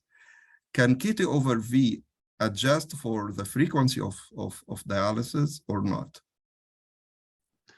Right. So the urea reduction ratio, honestly, I still think, you know, it does correlate with outcomes, as I mentioned. So I think if that's what you have available, or it's easier to measure, I think it's fine to use that, again, because it tells you, it gives you a good idea, close to a single pool, KT over V. So it's, you know, I think it's fine to use it. I don't know if it's completely fallen out of favor, I guess, but I think it can be used. And then your other question was if it's just twice a week. Again, I mean, I think if that's what the economics of a country dictate, or if somebody has residual kidney function, I think twice a week is fine. So, I mean, you can use the kind of the weekly standard KT over V to look at that and what KT over V we're delivering with dialysis. But again, if you're doing the residual kidney function measurement, if they have it, and incorporating that, I think that's very acceptable. Very good, very good. And what about the patient who are underweight? Because we know that dialysis paradox, patients who are overweight, they live longer on dialysis, right? Right. So, and this patient with overweight, they have problem to get a good KT/V compared to patients who are underweight that we usually see them, dying earlier than patients with overweight, despite that they have KT/V. Can you please comment on this survival paradox in dialysis patient and its relation to KT/V or adequacy? Right. So I think the volume of distribution. So we tend to as I mentioned with using body surface area, the obese patients have more fat, which has more water, so their body water is higher. So we calculate their KT/V lower than they're actually getting, essentially. So that's, I think, part of the survival paradox in obese patients is that we're giving them more dialysis and higher dose than we even know we are. Very good, very good. My last question, because I know Dr. Sabri has a lot of smart questions. No, just a short comment. Can you comment on the impact of ultrafiltration on KT/V and dialysis adequacy? Those with increased interdialytic weight gain, and we are doing, more than 800 ml UF per hour. Do they have better improvement of KT/V or vice versa? Right. So I think ultrafiltration, if the high ultrafiltration rate does actually increase clearance a little bit with solvent drag, et cetera. So obviously, if somebody needs more fluid removal with extra sessions, I think ultrafiltration is acceptable. I'm in the camp of if somebody needs more frequent dialysis for fluid management, they often need more potassium management and phosphorus management too. So I sometimes will argue for just dialysis, not just ultrafiltration with those extra treatments. But thank you so much. Dr. Amr, if you allow me just a short comment. Thank you very much, Myrna, for this comprehensive and brilliant presentation, actually. I joined my voice to Amr about the KT/V. As you said, it has many disadvantages, but you know that it is not representative, as you said, for the middle molecules. It's just a low molecular weight substance, which is not representative of the middle molecules, of the small protein bound molecules, as you have elaborated. And I think in the near future, we need changes in the guidelines. The last updated KT guidelines, they wrote about 30 pages about KT/V, 4 pages about how to draw the post-dialysis samples, and only 2 pages about the quality of life. I just have gone through a paper which has a very interesting title. The title of that paper was Swan Song for KT/V Urea. You know the Swan Song and Swan Lake done by Dostoevsky. It is about a swan that transformed into a pretty woman at night, and the hero or the prince cannot save this swan, and she dies at the age of 30. And I think we are using KT/V for more than 30 years. I think she will have the fate for the swan as well. Thank you very much again. thank you. I think, KT/V, I think, again, establishes a floor for certain things, but I do think cardiovascular factors and so many other things are much more important in some conversations. Yeah, we do agree. Thanks again. Thank you.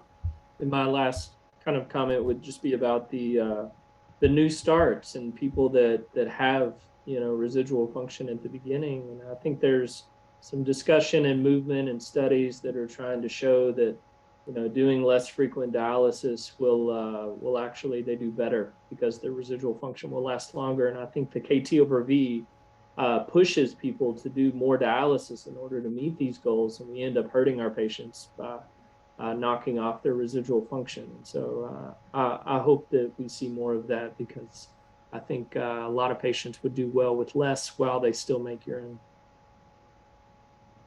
Agree. I think it's an easier transition.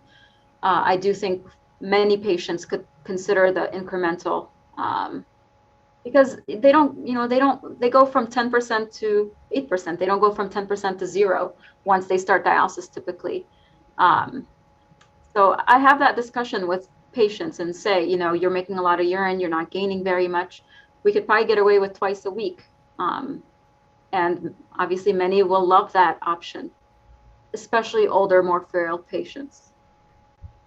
So I think it's something to really consider in the right patient.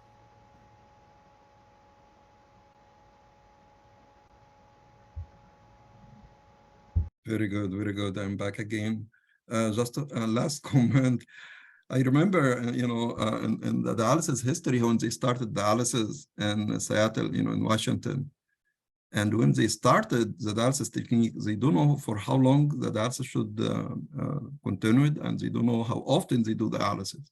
So they started to do just dialysis BRM, till the patient feel better, and they repeat the dialysis whenever the patient have, signs of uremia or symptoms of uremia or overload or something like that. So actually you are taking advantage nowadays on this whole 40, 50 years of research and the studies, that we are using, whatever we are using right now, 3.5 or 4 hours of dialysis 3 times a week. But do you know if there is anything, the pipeline for the future rather than KT over V? Is there is anything that can, replicate and can be more relevant to the quality of life, rather than the quantity of the dialysis, the quality of the patient better than the KT over V? I think that's the problem. I think we haven't found anything better as far as just that one adequacy parameter, but again, incorporating the volume control and cardiovascular risks. And actually, going back to the historical aspect, it was funny, they actually measured nerve conduction as a sign of uremia, and when patients' nerve conduction velocity returned to normal, then a patient was adequate in the 60s. That's a smart idea, I think. Yeah. Thank Much harder back then, I know it. Thank you so much, Myrna, for this excellent presentation. It's very informative and thoughtful. Thank you. Mm-hmm. Thanks for the invitation. Thank you. I think we'll move to the case presentation. I think Dr. Shahat is going to present Dina Osama. Please go ahead, Dr. Shahat. Okay, Dr. Amr. It is my pleasure to introduce the next session. The next presentation will be a discussion of a case of resistant hypertension in hemodialysis patient. This case will be presented by one of our promising junior staff, Dr. Dina Osama, Assistant Lecturer of Nephrology, Mansoura University. Okay, go ahead, Dr. Dina. Thanks, Dr. Shahab. Our next case about resistant hypertension in hemodialysis patients.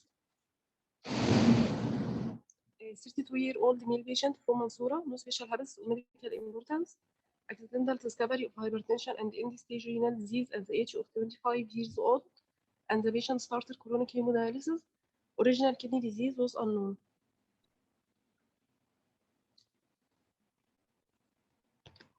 Next, please, Dr. Imam. Complaint uncontrolled blood pressure between dialysis sessions, which get even higher during the session.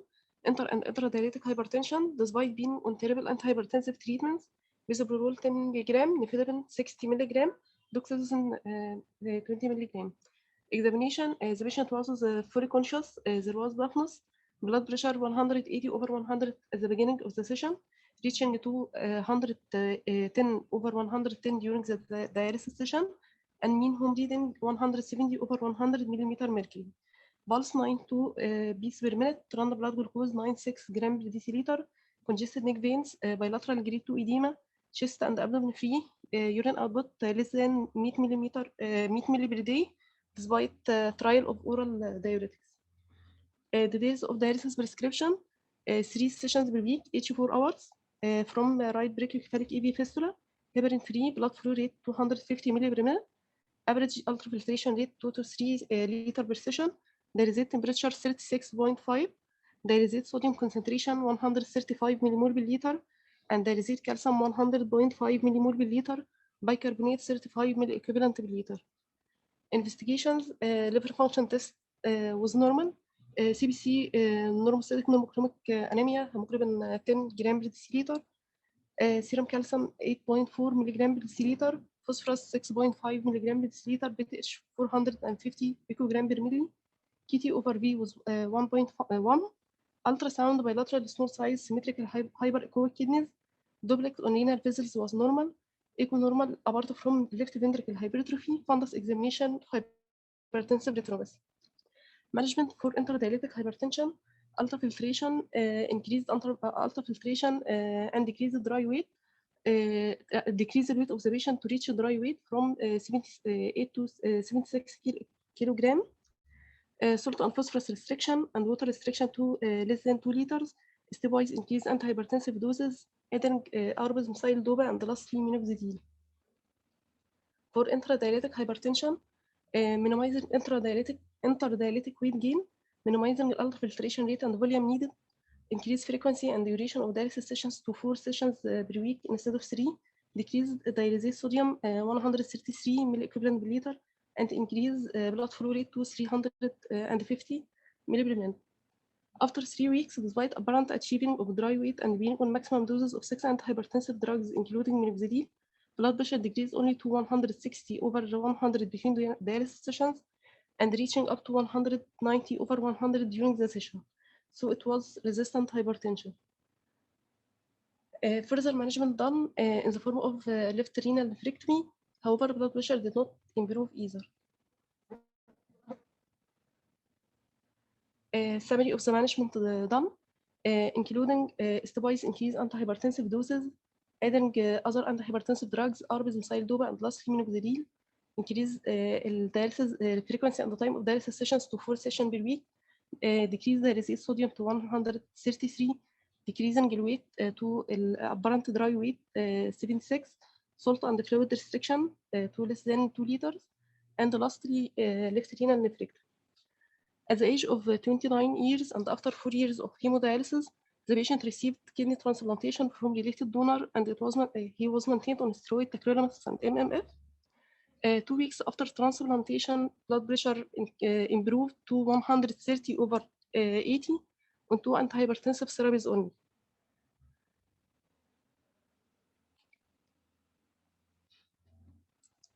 Take-home message: management of hypertension in dialysis patients should follow a holistic approach, not just combination of antihypertensive drugs. Obscure hypervolemia might exist in a patient who is clinically apparent normal volume status. Despite advances in hemodialysis techniques, still not physiologic, and renal transplantation is a definitive treatment for end-stage renal disease and many of its complications. Thank you.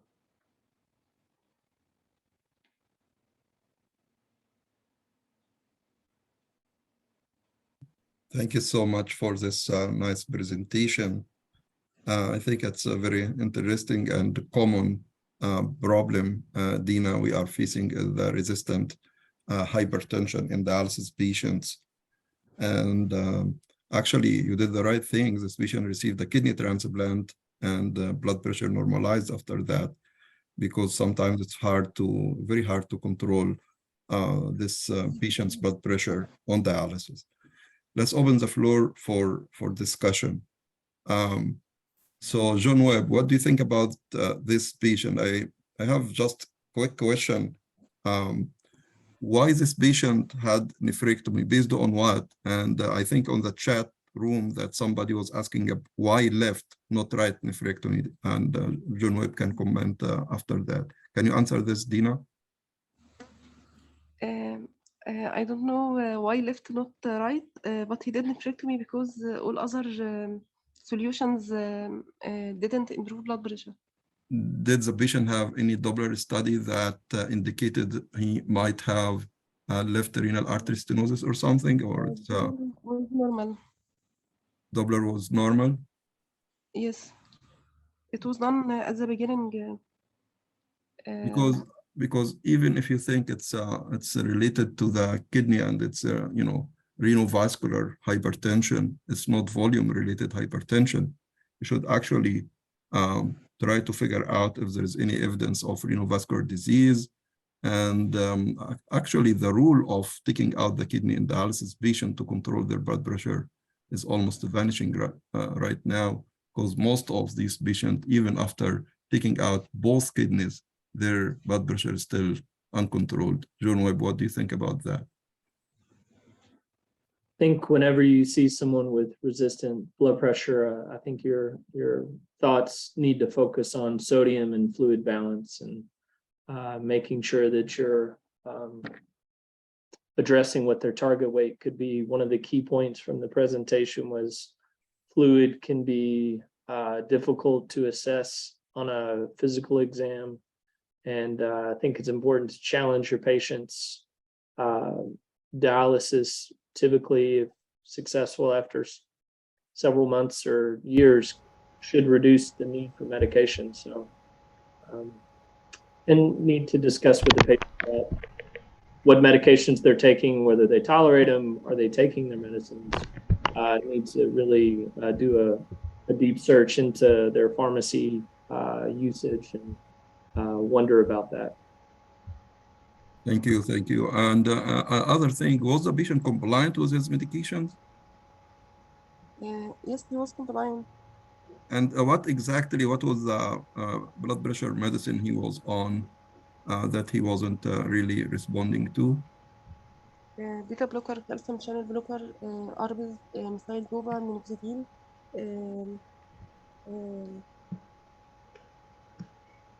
And he doesn't have any residual kidney function?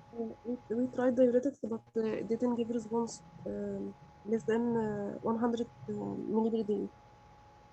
Okay, and how much was the minoxidil dose?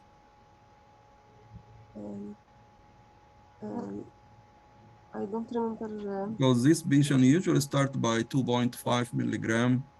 By the way, minoxidil is very effective.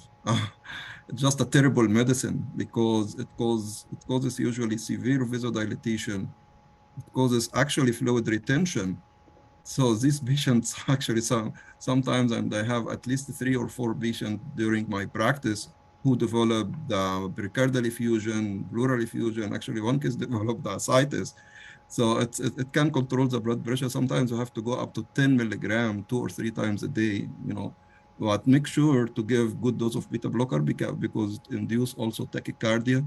And in patient without dialysis, you have to put them also on diuretic because of the fluid retention. In cases on dialysis, when you put minoxidil, you have to be very vigilant for the fluid retention, and you have to be aggressive with the fluid removal. Dr. Sabri, you have a question, I know. My question to Dina, I mean, is left nephrectomy was a staging nephrectomy pre-transplant, or you don't know? It was pre-transplantation, yes. But it was done mainly for the resistant hypertension, right? Yes, for hypertension. Because both kidneys were small, so there was no good indication to remove them just as, for pre-transplant assessment. As you said, Amr, we have a very bad experience with even bilateral nephrectomy, a long-standing resistant hypertension. The scenario is that the patient, even after doing bilateral nephrectomy, the blood pressure is well controlled for a while, just a week or so, and after that it recurs again with severe hypertension. And I think there is some structural changes that happens in the blood vessel itself. So whenever you remove the kidney or not, the patient will have severe hypertension. My question to John, what about medical nephrectomy? Do you do this in patients with resistant hypertension? Not commonly, I would say, especially not in the dialysis community. Occasionally, if we have very resistant blood pressure and someone's found to have an atrophied kidney, I've had a couple of cases where we've done a renin sample to see if that kidney was still effectively causing high renin, aldosterone, high blood pressure. And then in those cases, doing a nephrectomy. But I would say it's not very common. I see. Back to minoxidil. Dina, by the way, you should keep an eye on the, as minoxidil can cause us tachycardia as well. So we should keep an eye on the water retention, and mostly we add beta blocker for patients on minoxidil as well. Okay. Very good. Other thing also, I don't know if you have clonidine here. You have it in Egypt because clonidine batch, especially in patients with compliance or adherence problem, they can use it for a week. That can help with the polypharmacy and the compliance problem. So do you have clonidine batches or do you have clonidine in Egypt? I don't think it is available anymore, Amr. Okay, because it's I think it's a strong medicine. It induces bradycardia, so the combination also of clonidine with minoxidil might be good, and also the minoxidil batch that can be stick to the skin for a week might help with the compliance and polypharmacy. That's another thing to mention.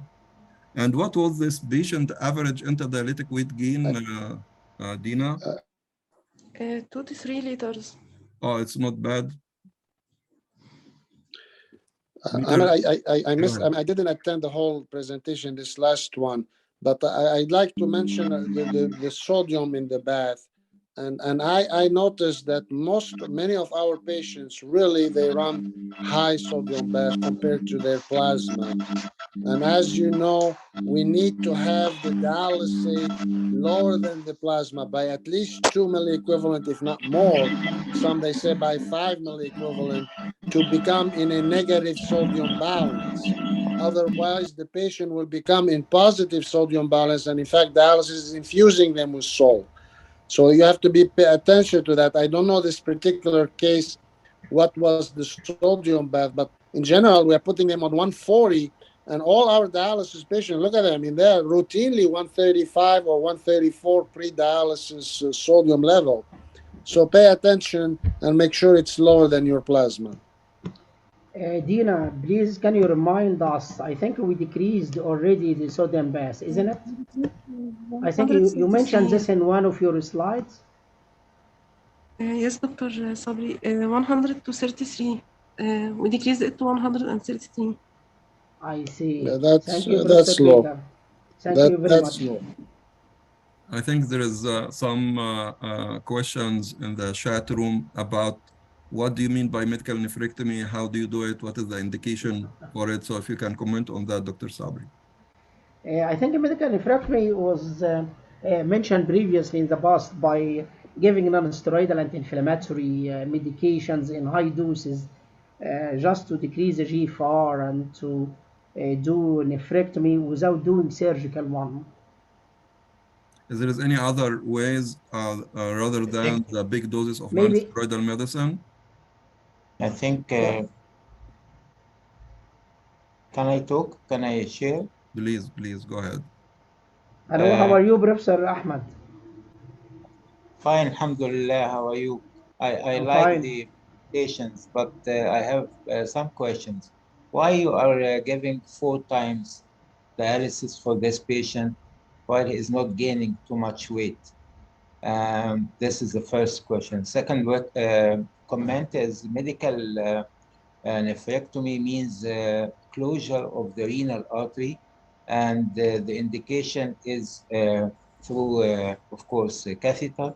The indication is malignancy, not hypertension. And I have the same experience like you both, Ala and Am, that nephrectomy does not affect the blood pressure, and because there's many changes in the vessels itself, and the vessels become very stiff. So even if you remove the kidney, it will not improve the blood pressure. But we can say, I agree with the last speaker, that when we transplant this patient, his blood pressure controlled because of sodium excretion.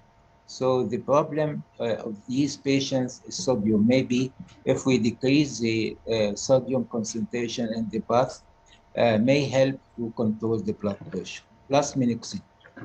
Thank you. Thank you so much, Dr. Ahmed Adel Hassan. Nice to hear from you. Do you want to comment, Dr. Ala? However, the blood pressure after transplantation might increase because we are adding a lot of immunosuppressive medication. Some of them can increase the blood pressure, like CNI, inhibitors, the patient steroid, of course. The patient may gain, most of the patient became obese after transplantation. So I guess this patient was lucky that his blood pressure is controlled anyway after transplantation. Thank you, Professor Ahmed, for the clarification. Thank you very much.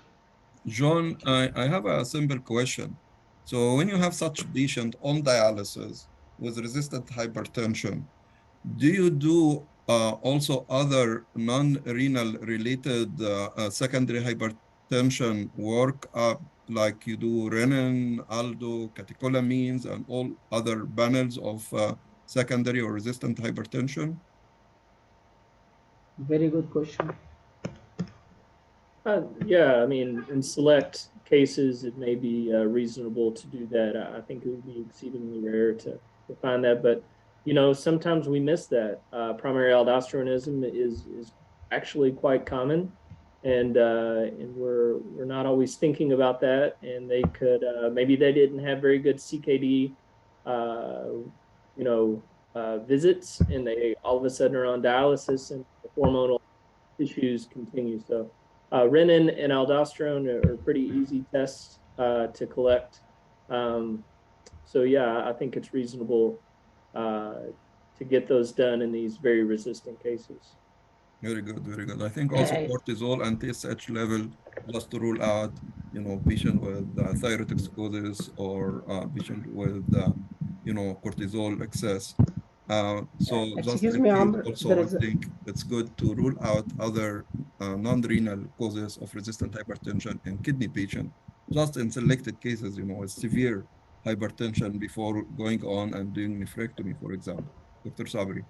Excuse me, Amr, there is a very smart question from the audience. Someone is asking about renal denervation. We have a lot of discussion about renal denervation before. There are many studies. There are 3 simplicity trials. Each trial have a different conclusion. I don't know if the renal denervation have been done in a hemodialysis patient or not. I think for the simplicity, these patients were not in the stage. What do you think? That's a good question. First of all, I'm very familiar with Simplicity 1, 2, and 3. I don't know as a result of Simplicity 4 if it is up or not. But what happened in Simplicity 1 and 2, it was outside America. It was mainly in Australia and Europe.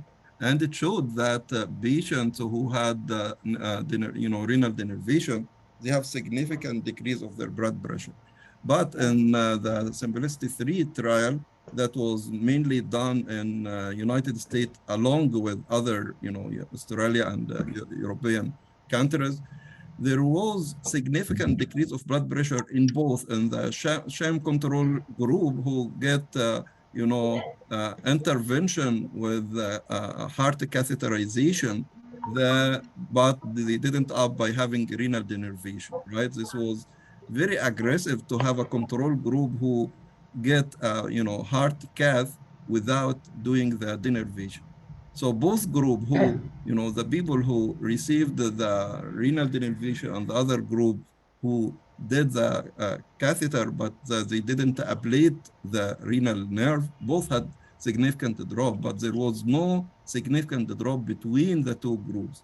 So this is a very good example of the placebo effect, right? This patient have better blood pressure after the procedure for, several reasons. We can discuss that, but this wasn't really because of the renal denervation. Of course, there was a criticism of this study because it was done, I think, in 87 or 86 centers, and each center did few patients, and the magnitude of the radiofrequency ablation was lower compared to the dose of radiofrequency ablation was lower compared to Simplicity 1 and 2. So some said, okay, maybe this is the people were not expert enough to do this. They were not aggressive enough to do that. So this might be a technical problem.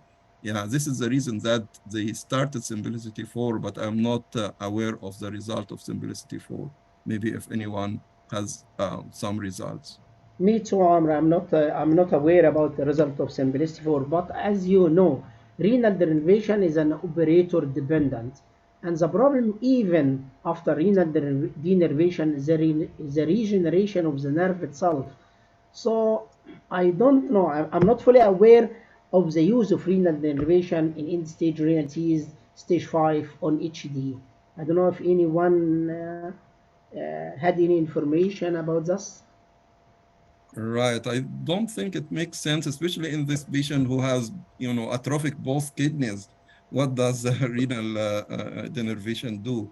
I don't have really an answer, but just theoretically, I don't think that would be a good idea to try this in dialysis patient, especially without residual kidney function and with very small kidneys anyway.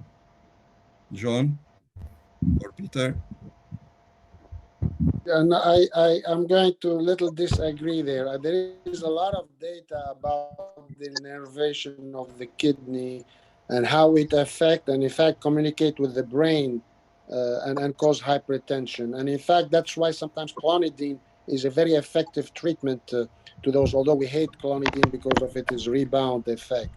So I really don't think it is studied enough. In animal, I know the guy from Los Angeles, but I don't think we have like simplicity kind of a study in dialysis patient. But it may be, and look at this patient. Why do you think? Okay, after transplant, his blood pressure was wonderful, and as you know, the transplant are denervated kidneys, and whether that has helped in his blood pressure, who knows? And also obviously volume status would be better. Do you think it's because of the Did you see that natriuretic? creatinine 0.6? Is that what they get in Egypt? They do transplant and they get 0.6 creatinine. My goodness. with calcineurin inhibitors. That. But do you think it might be because of the diuretic and the natriuretic effect after the transplantation? Well, yeah, I said, volume status has definitely improved, but I'm throwing it at, and I won't discard denervation as a potential treatment in dialysis patient. But I don't think we have answers. The graft is denervated, but the native kidneys is still innervated. I understand. Isn't it? Yeah, I got you. I knew you were going to throw that at me. Very good, very good. Okay, I think we still have 10 minutes. Thank you for, Dina, and for this thoughtful discussion. Let's go ahead and review the quiz and try to see how did we do with the answers and what Mona is going to teach us about this quiz. Go ahead, Mona, please. Okay, Dr. Amr.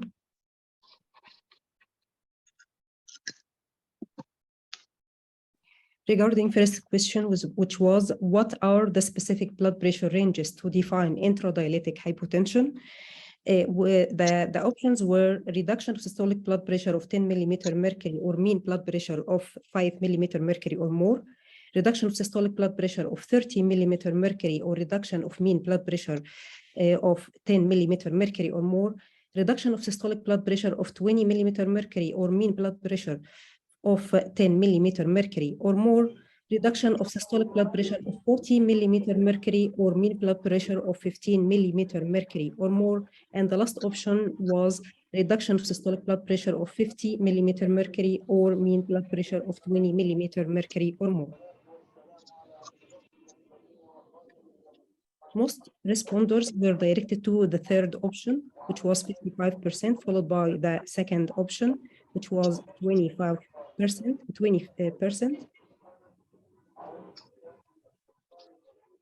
And the right answer is the third option, which was reduction of systolic blood pressure of 20 millimeter mercury or mean blood pressure of 10 millimeter mercury or more. Regarding the second question, a series of end-stage kidney disease patients at a single center are noted to have evidence of hemolytic anemia. Which of the following contaminants is the most likely etiology of these patients' anemia? chloramine, lead, aluminum, endotoxin, or copper? Most of responders were directed to chloramine, 50%, followed by aluminum, 25%. And the right answer is chloramine. The third question, all of the following measures can decrease the risk of dialysis disequilibrium syndrome except high dialysate sodium, high dialysate bicarbonate, intravenous mannitol, low blood flow rate, short time of initial sessions. Please, everybody need to mute him or herself, please, except Mona. Most of the responders were directed to the second option, which is high dialysate bicarbonate, about 65%, followed by the high dialysate sodium, which were 20% of responders. The right answer is high dialysate bicarbonate. Regarding the fourth question, adequate dialysis includes all of the following except improvement of nutrition status, adequate solute removal, proper control of blood pressure, lower serum creatinine, optimizing fluid and electrolyte homeostasis.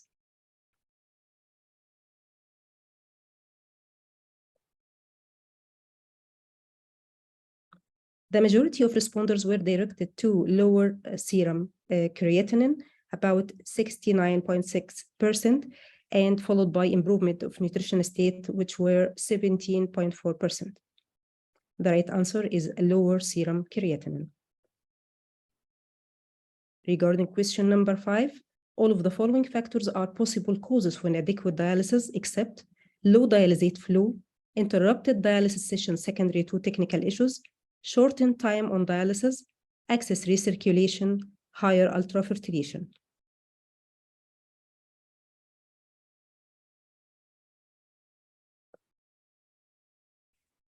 About all the responders, or 87% were directed to higher ultrafiltration option. And this is the correct answer.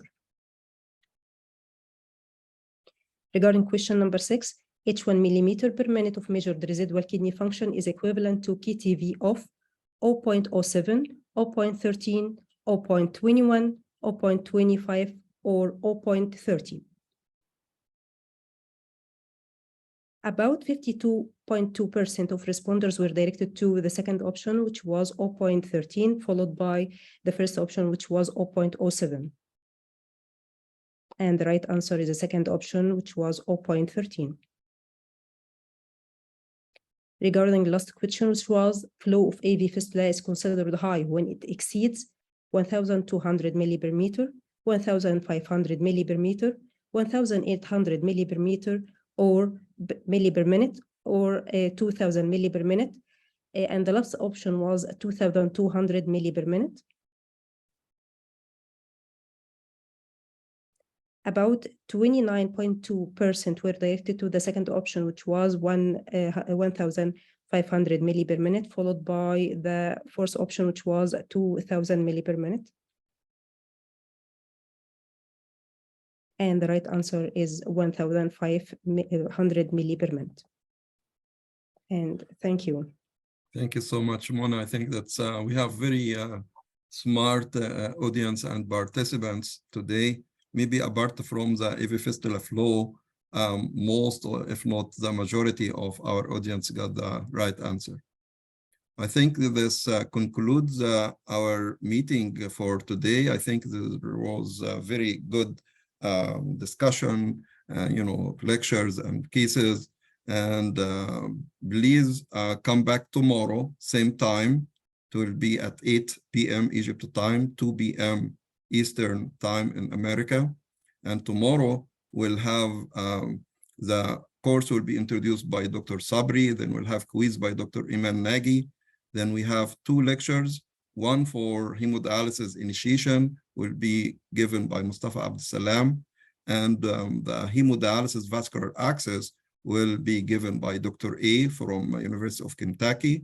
Then we'll have 2 interesting case presentation. One for hemodialysis membrane reaction will be presented by Matt from our side at University of Kentucky. And the second case will be about infected vascular access, will be presented by Dr. Fawad. So please come back tomorrow. If you have any question or concerns, please help us to improve our course. Give us your feedback, give us your questions or concerns. We have WhatsApp group, and you know our email, and you know how to contact us. So please feel free to give us your feedback, and we'll see you tomorrow. Dr. Sabri, do you have any comments before we close? No, thank you. Thank you very much. Thank you for all the speakers. Thanks for the audience, and we'll see you, inshallah, tomorrow, as Amr announced it. Thank you very much. Thank you so much, and we'll see you tomorrow at 2 p.m. Egypt time. Have a good day. Thanks.